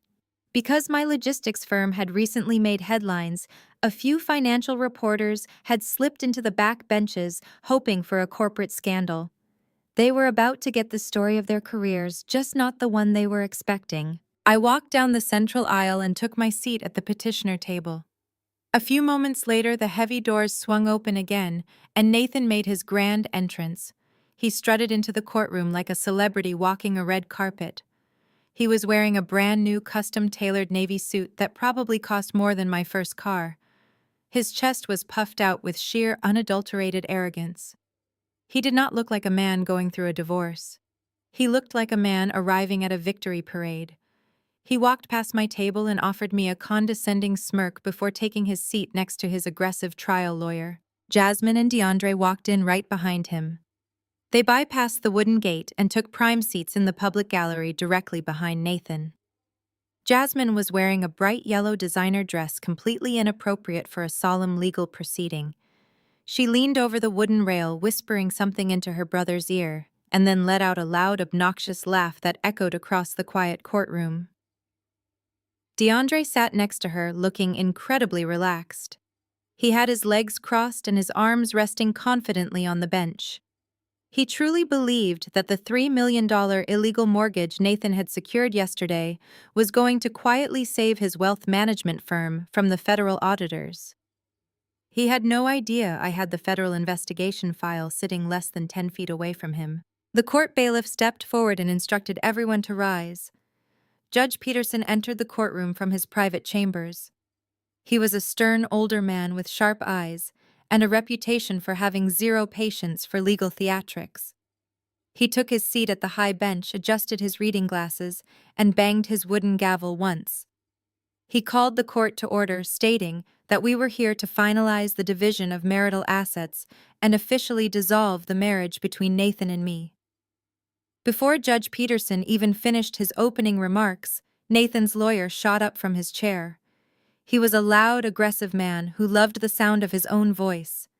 He immediately launched into a highly theatrical opening statement, pacing back and forth across the carpeted floor. "Your Honor," the lawyer boomed, pointing a dramatic finger toward my table. "We are here today to rectify a gross financial injustice. My client has endured years of emotional neglect and financial abuse at the hands of a wealthy tech executive. She maliciously locked him out of his own home. She weaponized her corporate resources to humiliate him in the public eye. Therefore, we are demanding the immediate and irrevocable transfer of her grandfather's $10 million estate directly into my client's name to compensate for his extreme emotional distress." The lawyer paused, letting the massive dollar amount hang in the quiet air of the courtroom. The financial reporters in the back row immediately started typing furiously on their phones. "But that is not all, Your Honor," the lawyer continued, his voice rising in volume. "Because my client sacrificed the prime years of his career to support his wife's entrepreneurial dreams. We are also demanding an immediate court order, transferring 50% of her corporate shares and voting rights. She has already agreed to surrender the real estate during mediation. We have the signed documents right here. Now we demand the remaining corporate equity to make this a fair dissolution." Nathan leaned back in his chair, crossing his arms and grinning. Jasmine clapped her hands together once in the gallery, a sharp sound of greedy excitement. Judge Peterson looked down at the aggressive lawyer, then shifted his sharp gaze over to my table. He asked Mr. Campbell if we had a response to these extreme demands. I did not let my lawyer speak. I reached into my leather briefcase and pulled out the bright red file folder. Before I could open the folder and present my response to the court, Nathan abruptly pushed his chair back. The wooden legs scraped loudly against the polished floor. He held up a hand, signaling his own lawyer to sit down. He wanted the spotlight. He wanted to be the main character in what he believed was the final scene of his great victory. "Your Honor," Nathan said, smoothing the lapels of his expensive custom suit, "I would like to address the court myself if it pleases the bench."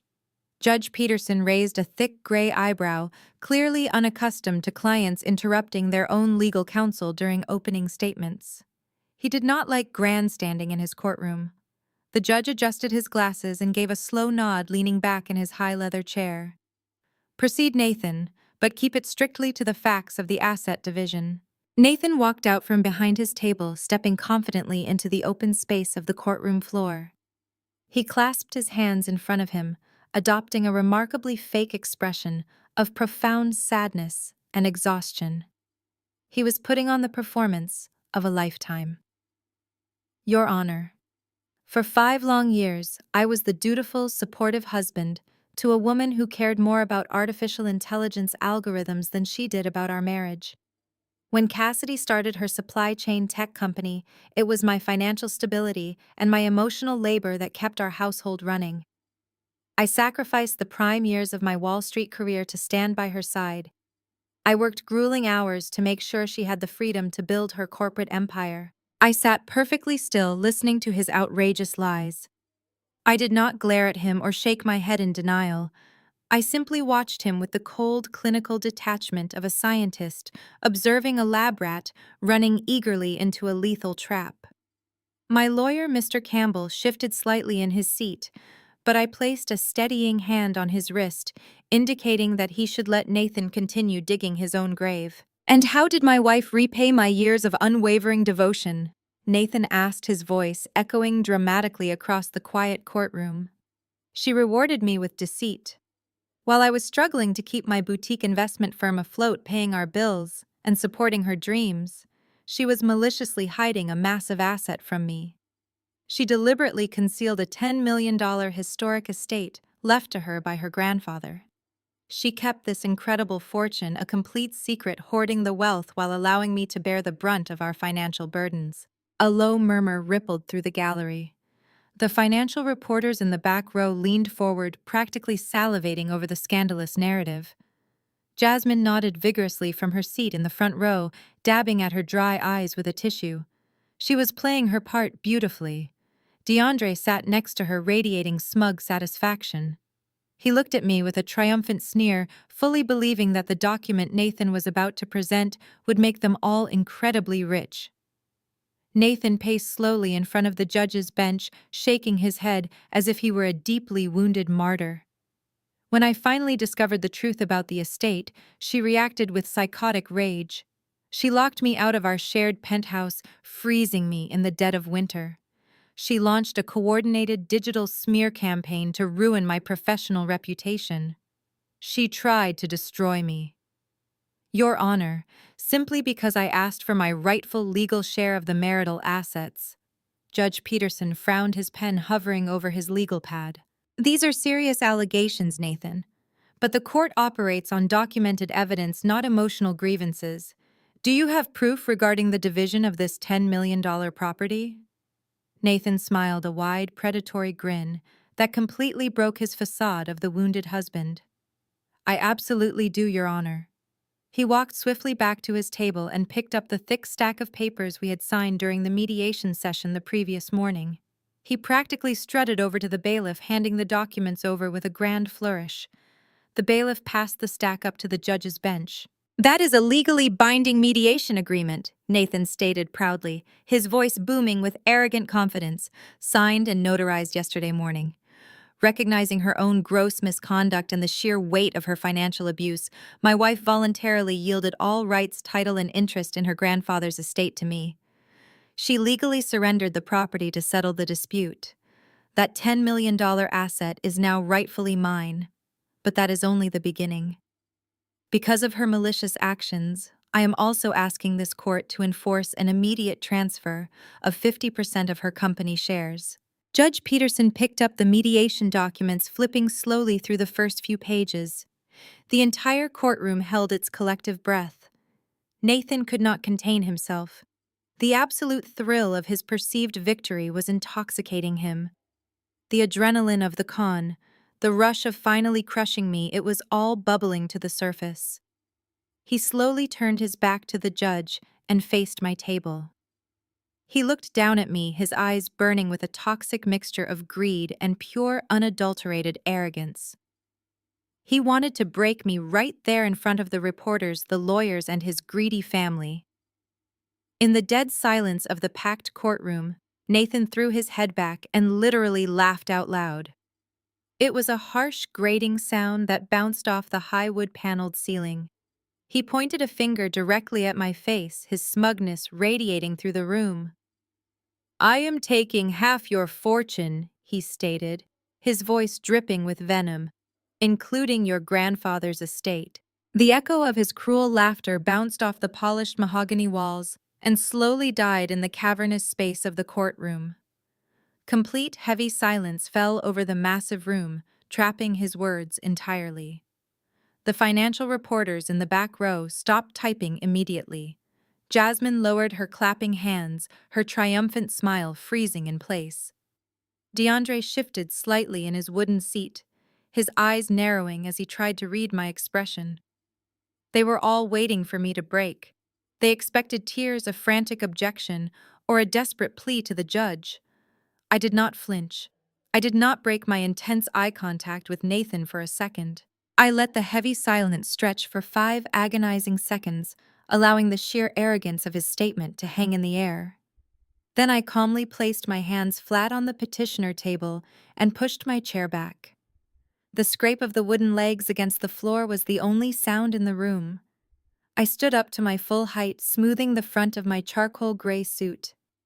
I reached down into my leather briefcase, resting on the floor, and pulled out the thick, bright red file folder.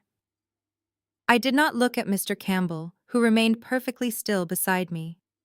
He knew his exact role was to sit quietly and let the written evidence completely speak for itself. Holding the red folder securely in my right hand, I walked out from behind my table. I moved with incredibly slow, deliberate precision.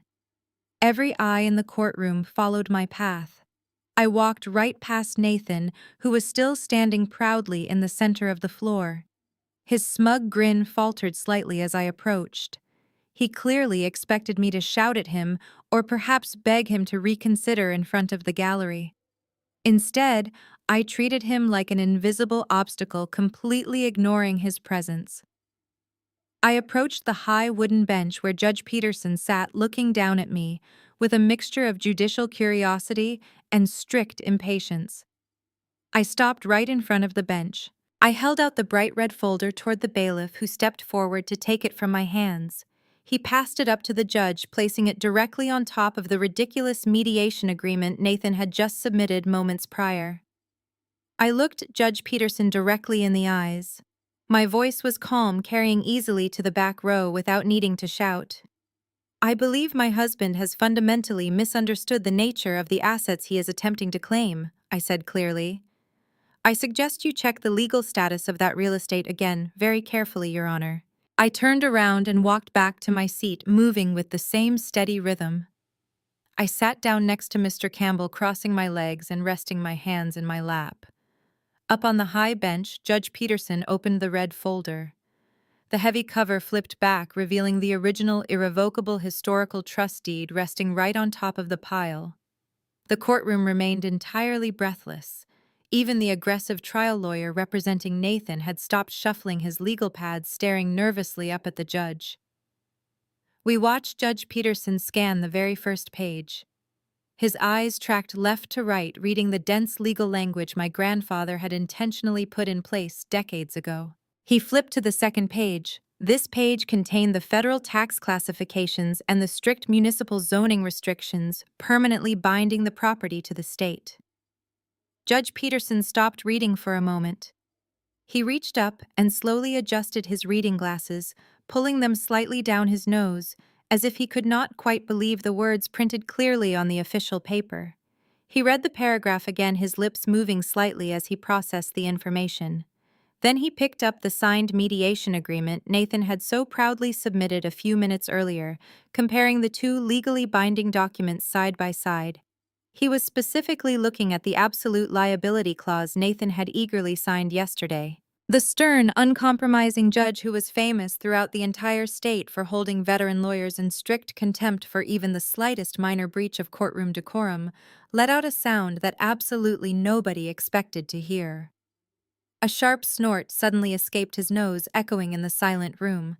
He quickly covered his mouth with his hand, trying desperately to suppress it, but the absolute realization of what Nathan had just legally done to himself was simply too much to contain.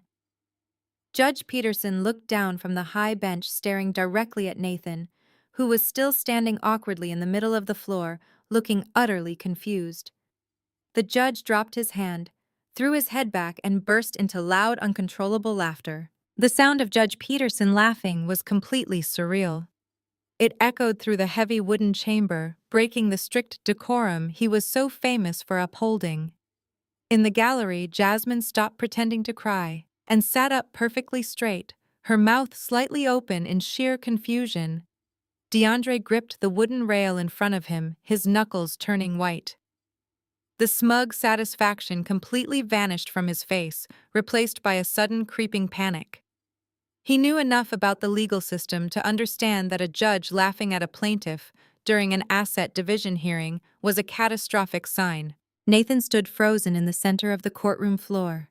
His arrogant posture deflated, and a dark flush of embarrassment crept up his neck. He looked at his aggressive trial lawyer, who was furiously flipping through his own copies of the mediation agreement, trying to find whatever had triggered the judge's outburst. But his lawyer did not have the red folder. Judge Peterson finally caught his breath. He reached under his black robe, pulled out a white cotton handkerchief, and actually wiped a tear of mirth from his right eye.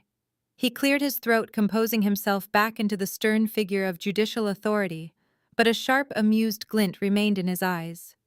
"Mr. Nathan," he began, his voice projecting clearly across the silent room. "I have presided over family court for 22 years. I have seen spouses fight over bank accounts, businesses, and vacation homes. But I have never in my entire career seen a man strut into my courtroom so incredibly proud of successfully swindling himself. Nathan blinked, stepping forward.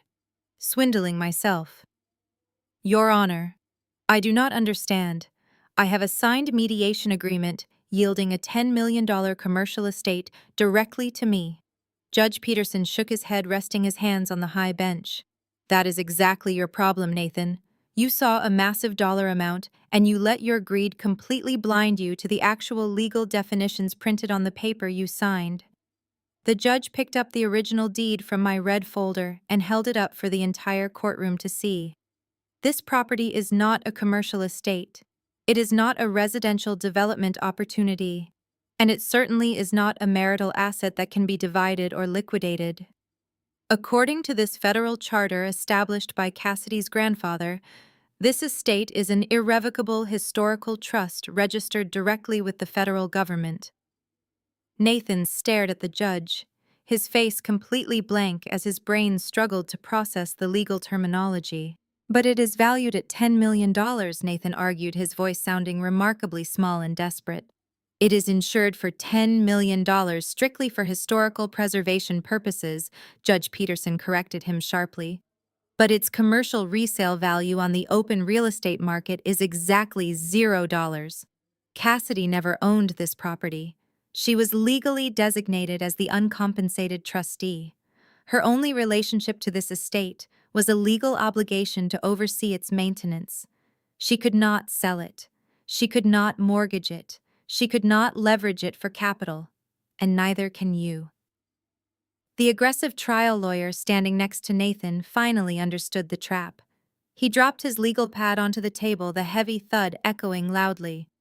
Your Honor, the lawyer stammered, looking violently ill.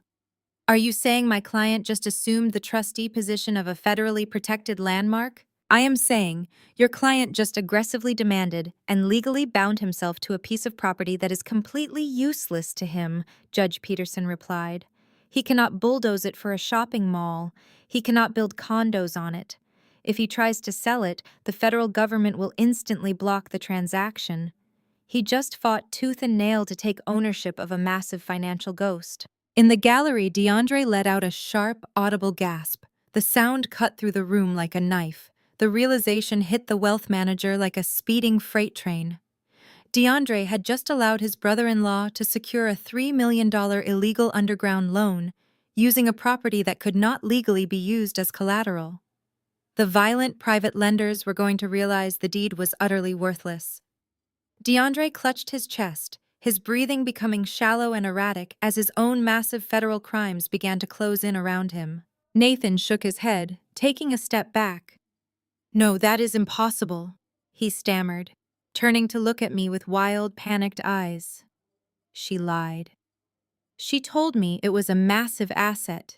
She told me I could have it. She told you she would yield her rights to it.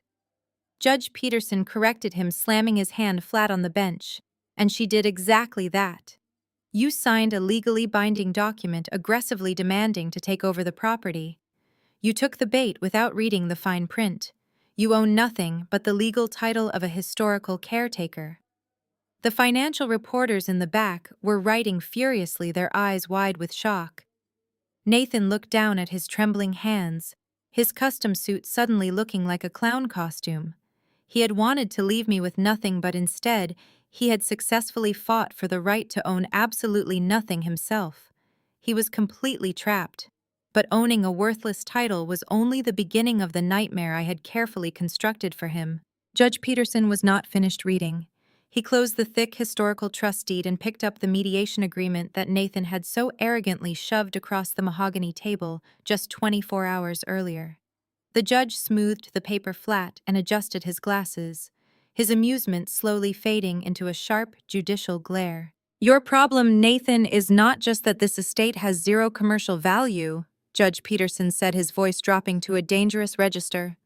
Your problem is the specific liability clause you enthusiastically signed to expedite this transfer.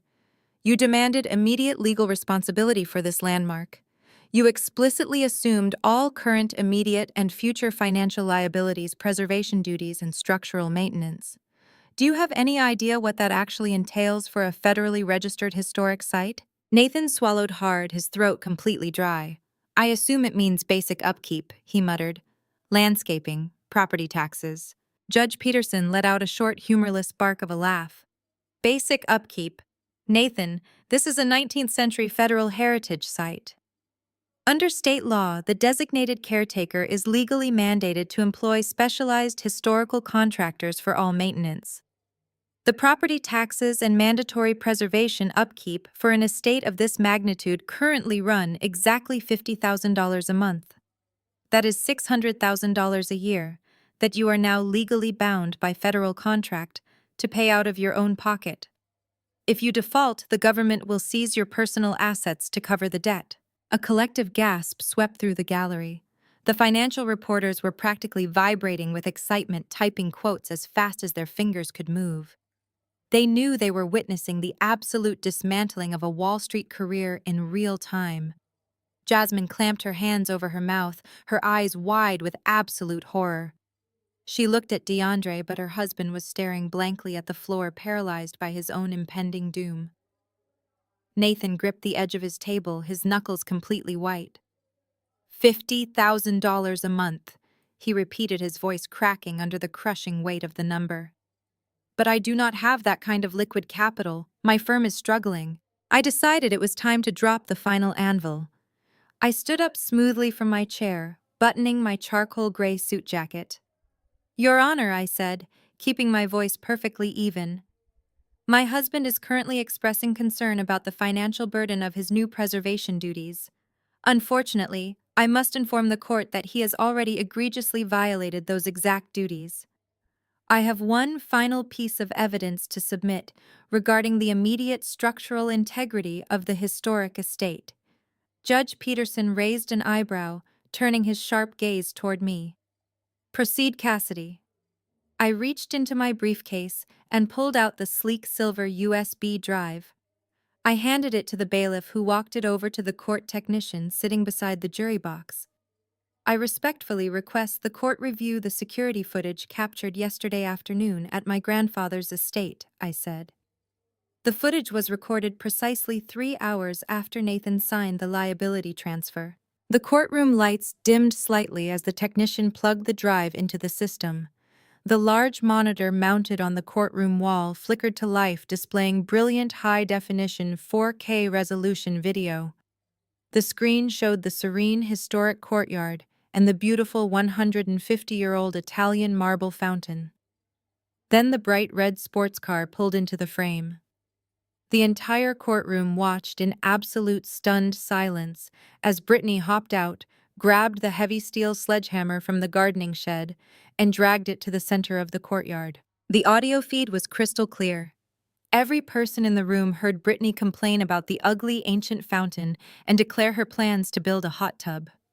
They heard Nathan laughing and drunkenly giving her permission to destroy his new property. Then they watched the heavy steel hammer swing. Nathan's aggressive trial lawyer literally buried his face in his hands, refusing to even look at the monitor. The sickening crack of the ancient marble shattering echoed through the quiet courtroom. Brittany swung again and again, completely obliterating the priceless historical artifact into a pile of jagged, useless rubble, while Nathan cheered and clapped in the background. When the video ended, the monitor faded to black. The silence in the courtroom was absolute and incredibly heavy. Judge Peterson looked like a storm about to break. His face was flushed with genuine anger. He looked down at Nathan with pure, unadulterated disgust. You signed a binding legal document assuming full responsibility for a federal landmark, and 3 hours later, you supervised its malicious destruction. Judge Peterson thundered, his voice shaking the walls.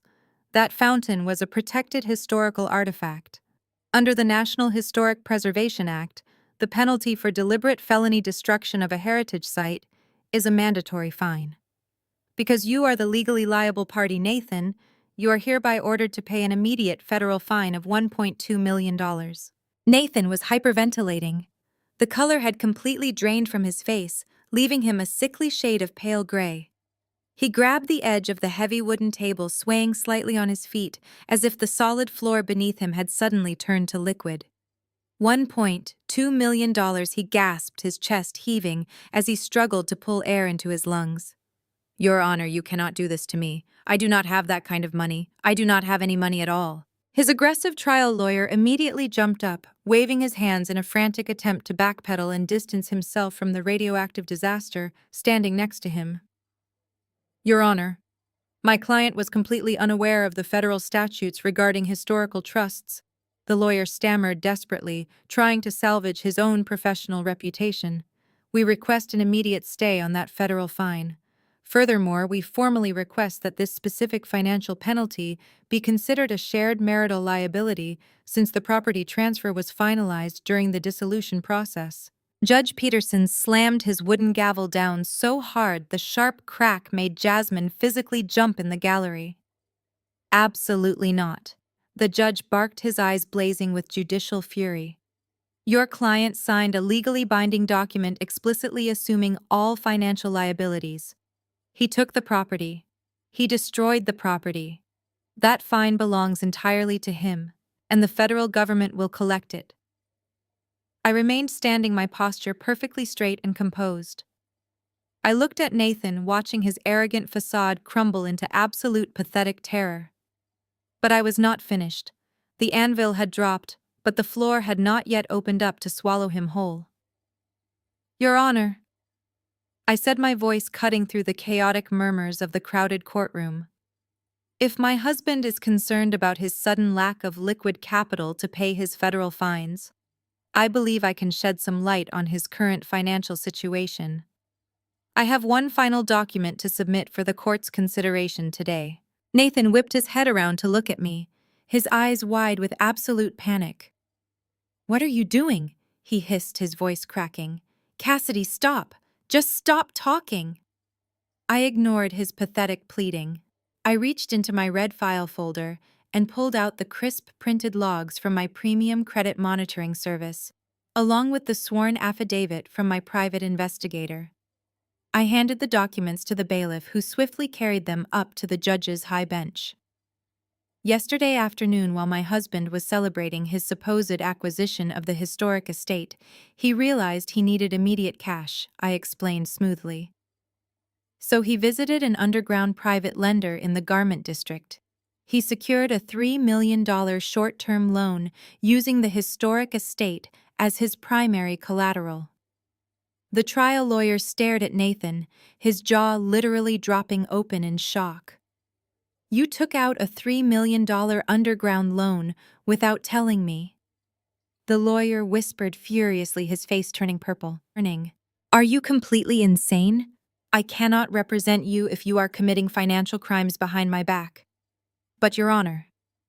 I continued, raising my voice, just enough to command the room.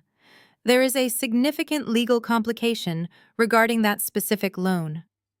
The private lender required both spouses to sign the collateral agreement because the estate was technically still listed under our joint financial umbrella at the time. I was not present at that meeting. I did not review those documents, and I certainly did not sign them. Judge Peterson leaned forward, picking up the printed logs. He adjusted his glasses, his expression darkening with every sentence he read. Are you explicitly alleging that your husband forged your signature on a multi-million-dollar financial document, Cassidy? I am not just alleging it, Your Honor, I replied calmly. The documents you are currently holding contain the digital timestamp of the credit inquiry triggered by the private lender. Attached is the audio transcript captured by a licensed private investigator legally observing the transaction. My husband actively forged my signature on the federal loan document to secure the $3 million wire transfer. Nathan let out a strangled cry, backing away from his table. No, he shouted, pointing a shaking finger at me. She is lying. She set me up. She told me I could have the estate. Judge Peterson held up a hand, silencing Nathan instantly. The judge carefully reviewed the time-stamped credit logs and the private investigator's sworn affidavit. The courtroom was so quiet I could hear the hum of the air conditioning vents above us. DeAndre was clutching his chest in the gallery, his breathing ragged and shallow as the reality of the forgery set in. This court is finalizing the division of marital assets, Judge Peterson announced, his voice ringing with absolute finality. Because this $3 million loan was acquired through the illegal forgery of a spouse's signature, it cannot and will not be classified as a shared marital burden. I am officially ruling that the $3 million private loan is the sole separate debt of the petitioner Nathan. He alone is responsible for its repayment. Nathan collapsed into his chair, burying his face in his trembling hands. He was now $4.2 million in debt. But Judge Peterson was not done. The judge slowly took off his reading glasses and looked directly at the court bailiff standing by the main exit. Bailiff Judge Peterson commanded, his tone instantly shifting from a family court judge to a strict officer of the law. Lock the courtroom doors. Nobody leaves this room. Based on the documented evidence presented today, a felony financial crime has been committed within this jurisdiction. The heavy metallic click of the deadbolt sliding into place echoed like a gunshot. The heavy click of the deadbolt sliding into place echoed like a gunshot, shattering the remaining illusion of safety in the courtroom. DeAndre shot up from his seat in the public gallery. His eyes darted wildly toward the locked double doors, and then back to the bailiff standing firmly in front of them. The sophisticated Wall Street persona completely evaporated, leaving behind a terrified man who knew the federal government was closing in. He grabbed his leather briefcase and tried to casually shuffle down the wooden pew toward the side aisle. He kept his head down, hoping the sheer chaos surrounding Nathan would cover his quiet escape. "Where do you think you are going?" DeAndre, Jasmine hissed, grabbing his jacket sleeve. He violently ripped his arm away. "I have to leave," he whispered frantically. "I need to call my lawyers right now. Let me go." He lunged into the aisle, but the bailiff immediately unclipped his radio and pointed a stern finger directly at DeAndre's chest. "Return to your seat, sir," the bailiff ordered. The judge gave a direct order. "Nobody leaves this courtroom until the proceedings are formally concluded." DeAndre froze, his hands trembling as he clutched his briefcase. He slowly collapsed onto the wooden bench. Judge Peterson watched the pathetic display before turning his attention back to my table. I remained standing perfectly calm amidst the destruction I had just orchestrated. I reached into my red file folder and pulled out the final piece of paper. The trap had caught Nathan, but DeAndre was the bigger fish. "Your Honor," I said, keeping my voice level, "I believe the gentleman attempting to flee the gallery is intimately connected to the felony forgery.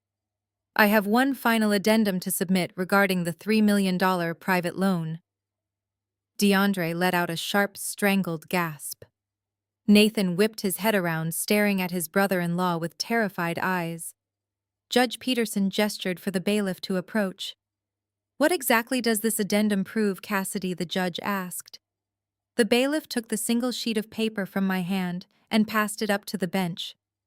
"It proves that my husband did not orchestrate this massive federal wire fraud entirely on his own," I explained clearly.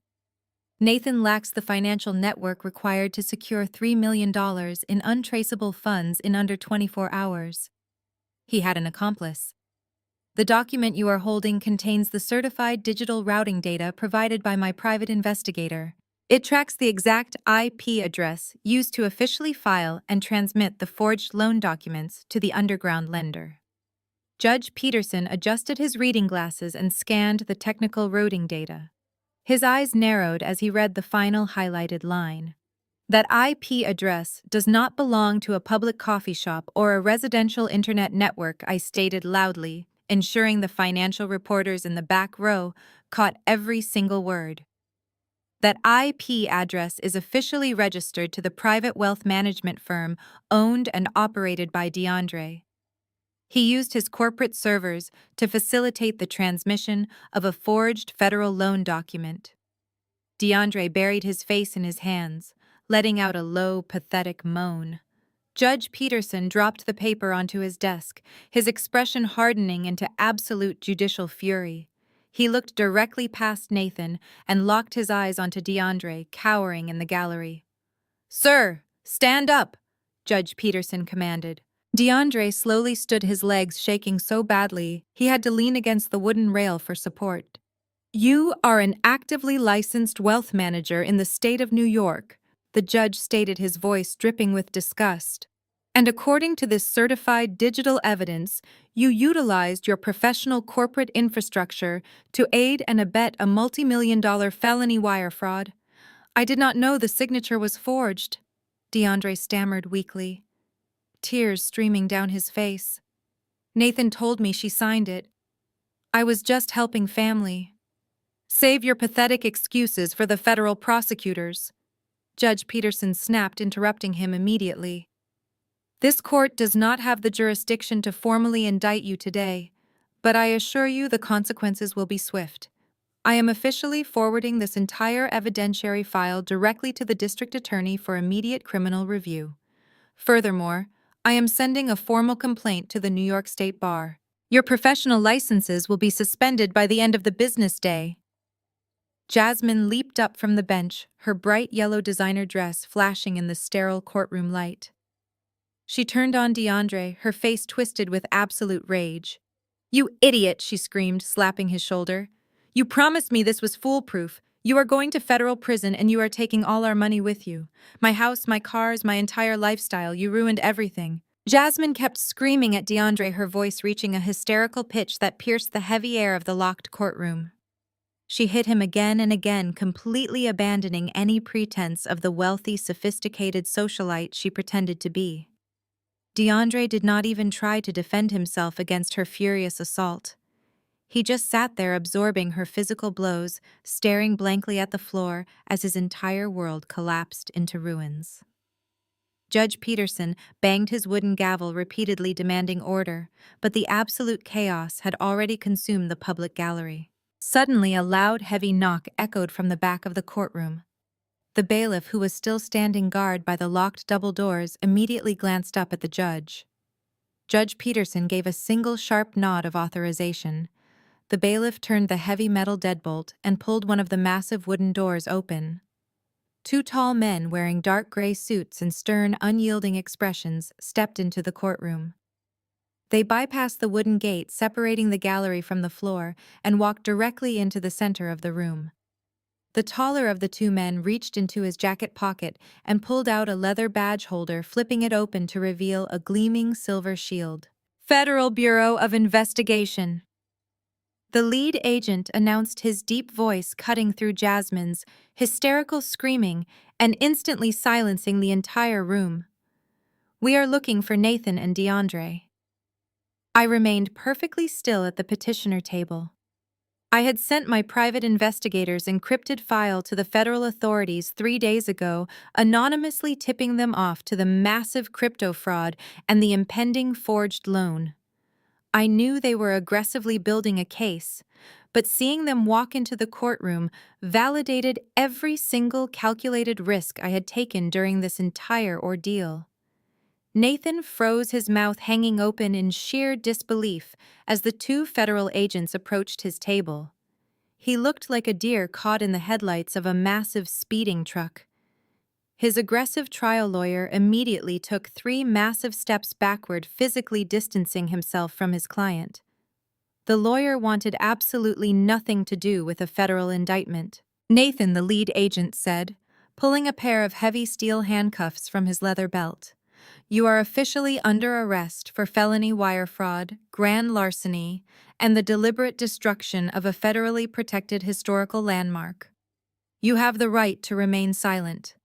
Anything you say can and will be used against you in a court of law." "No," Nathan whimpered, his voice trembling so violently he could barely form the words. "No, this is a massive mistake. I am a victim here. My wife is a millionaire tech CEO. She gave me the property. You have the wrong person." The second agent stepped forward, ignoring his pathetic protests. He grabbed Nathan's right arm and twisted it firmly behind his back. Nathan let out a sharp cry of physical pain. The cold steel of the handcuff clicked loudly, securely locking around his wrist. The sound echoed through the silent courtroom, a definitive mechanical end to his arrogant reign. The agent pulled his left arm back and secured the second cuff. As the reality of this cold steel bit into his skin, Nathan's legs completely gave out. He dropped heavily to his knees right there on the polished hardwood floor of the courtroom. The expensive custom navy suit he had worn like a victory banner was now crumpled and dirty. He looked up at me, his face entirely devoid of the smug entitlement that had defined our entire marriage. He was crying, sobbing uncontrollably like a terrified child who had just broken a window and knew the punishment was going to be severe. Cassidy, he begged, his voice cracking under the crushing weight of his absolute terror. Please, please tell them it was a misunderstanding. Tell them you will pay the federal fine.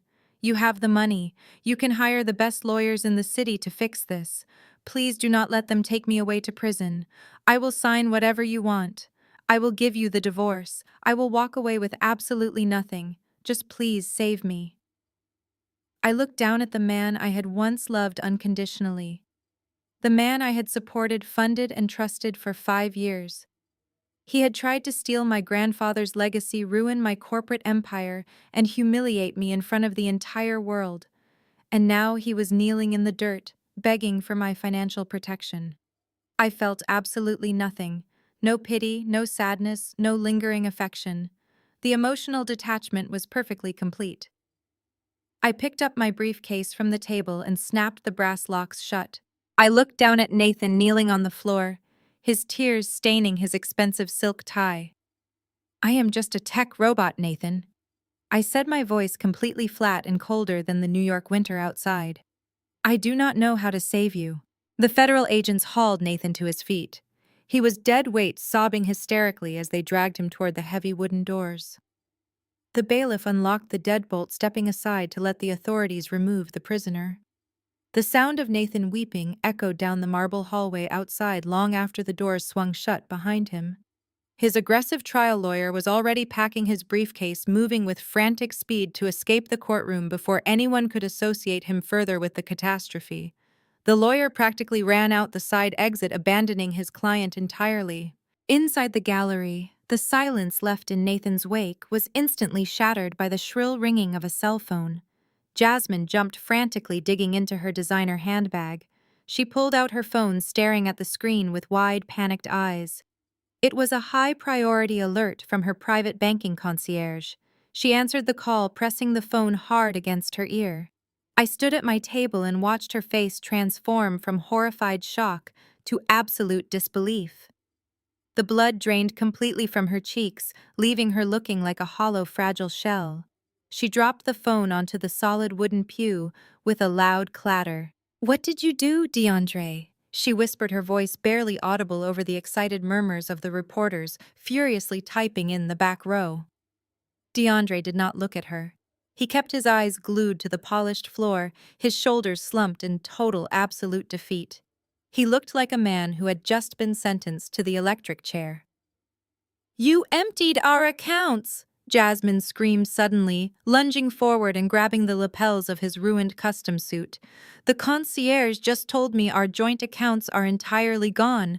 Our savings, our investment portfolios, the offshore trusts for the children. Everything is completely empty. Where is my money, DeAndre?" DeAndre finally looked up, his eyes red and wet. He looked incredibly pathetic, stripped of all his Wall Street arrogance. "I had to pay the initial SEC penalties," he mumbled, his voice cracking under the intense pressure. "I thought if I quietly paid the first wave of fines, the federal auditors would drop the investigation before the trial even started. I thought I could cover it up and make it all go away. I needed the liquid cash, Jasmine. I had no other choice to keep us out of prison." "You stole from me," Jasmine shrieked, slapping him across the face so hard the sharp crack echoed through the massive courtroom. "You stole my children's trust funds. You stole my entire life." Judge Peterson banged his gavel repeatedly, demanding order and threatening to hold her in contempt, but Jasmine was completely beyond reason. The wealthy, untouchable facade she had weaponized against me for 5 long years was entirely obliterated. She was suddenly just a broke, desperate woman tethered to a disgraced felon. She hit him again, her perfectly manicured nails scratching his cheek. Before the bailiff could forcefully remove Jasmine from the gallery, the heavy courtroom doors burst open again. An elderly woman stumbled into the room, breathing heavily and clutching a thick stack of manila envelopes to her chest. It was Martha. Nathan's mother looked completely disheveled, her gray hair wildly out of place, and her modest suburban clothes deeply wrinkled. She had clearly rushed here in an absolute blind panic. She did not even notice DeAndre sobbing or her daughter Jasmine screaming like a banshee. She frantically scanned the room looking for her golden child. "Where is Nathan?" Martha cried out, her voice shaking with raw, unfiltered terror. "Where is my son? I need him right now." I stepped away from the petitioner table, buttoning my charcoal gray suit jacket.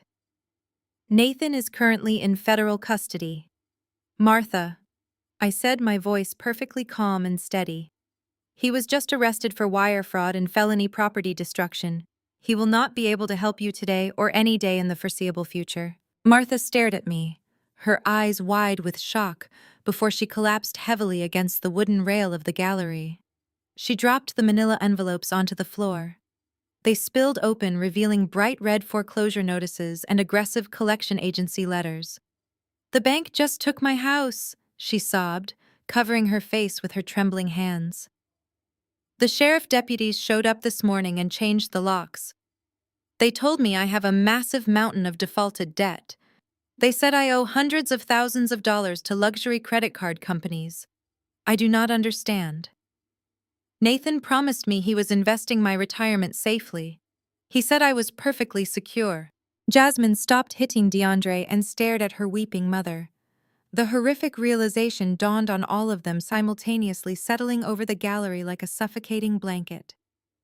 Nathan had not just destroyed himself, he had systematically cannibalized his entire family to fund his delusions of grandeur and his pathetic affair with Brittany.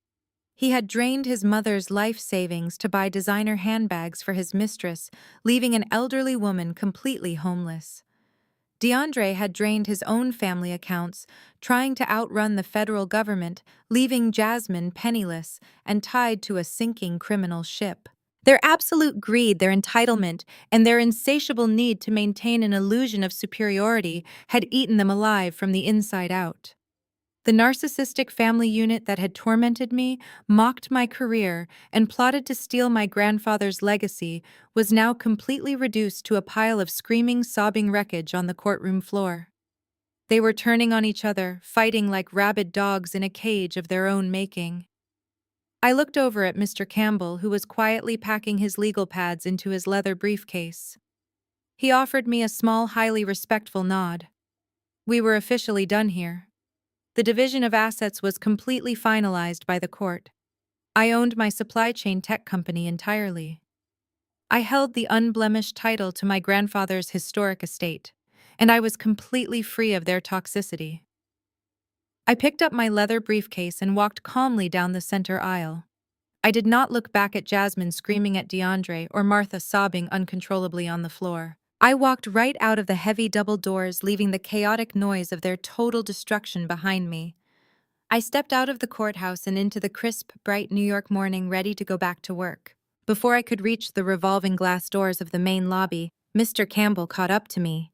His polished leather shoes clicked sharply against the pristine marble floor, echoing in the cavernous space. He held out a single crisp piece of paper clipped to a heavy wooden board.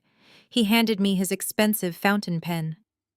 "The final divorce decree," he stated, his voice maintaining its usual professional neutrality, but his eyes holding a distinct glimmer of profound respect.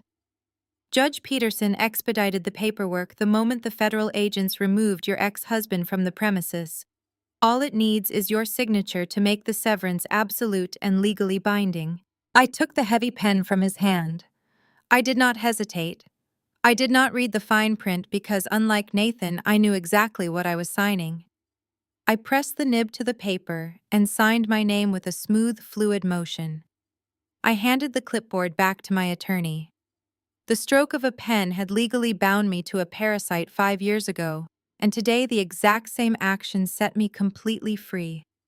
Nathan was currently being processed in a federal holding cell, facing decades in prison and a mountain of insurmountable debt. I was walking away with my company, my grandfather's legacy, and my absolute independence. I thanked Mr. Campbell for his flawless execution of our strategy and turned back toward the exit. I pushed through the heavy revolving glass doors and stepped out onto the wide stone steps of the courthouse. The crisp New York morning air hit my face, carrying the sharp metallic scent of the city. But the peace of the morning was instantly shattered. Word of the spectacular courtroom implosion had already leaked. A massive throng of journalists, financial reporters, and paparazzi had swarmed the bottom of the courthouse steps. The moment they saw me, a blinding barrage of camera flashes erupted, going off like a strobe light against the gray, overcast sky. Microphones were aggressively thrust over the metal barricades. Reporters were shouting over one another, desperate for a soundbite. "Cassidy, is it true your husband was just arrested by the FBI?" A woman from a major news network yelled. "Are you facing any SEC investigations regarding the forged loans?" A financial blogger screamed.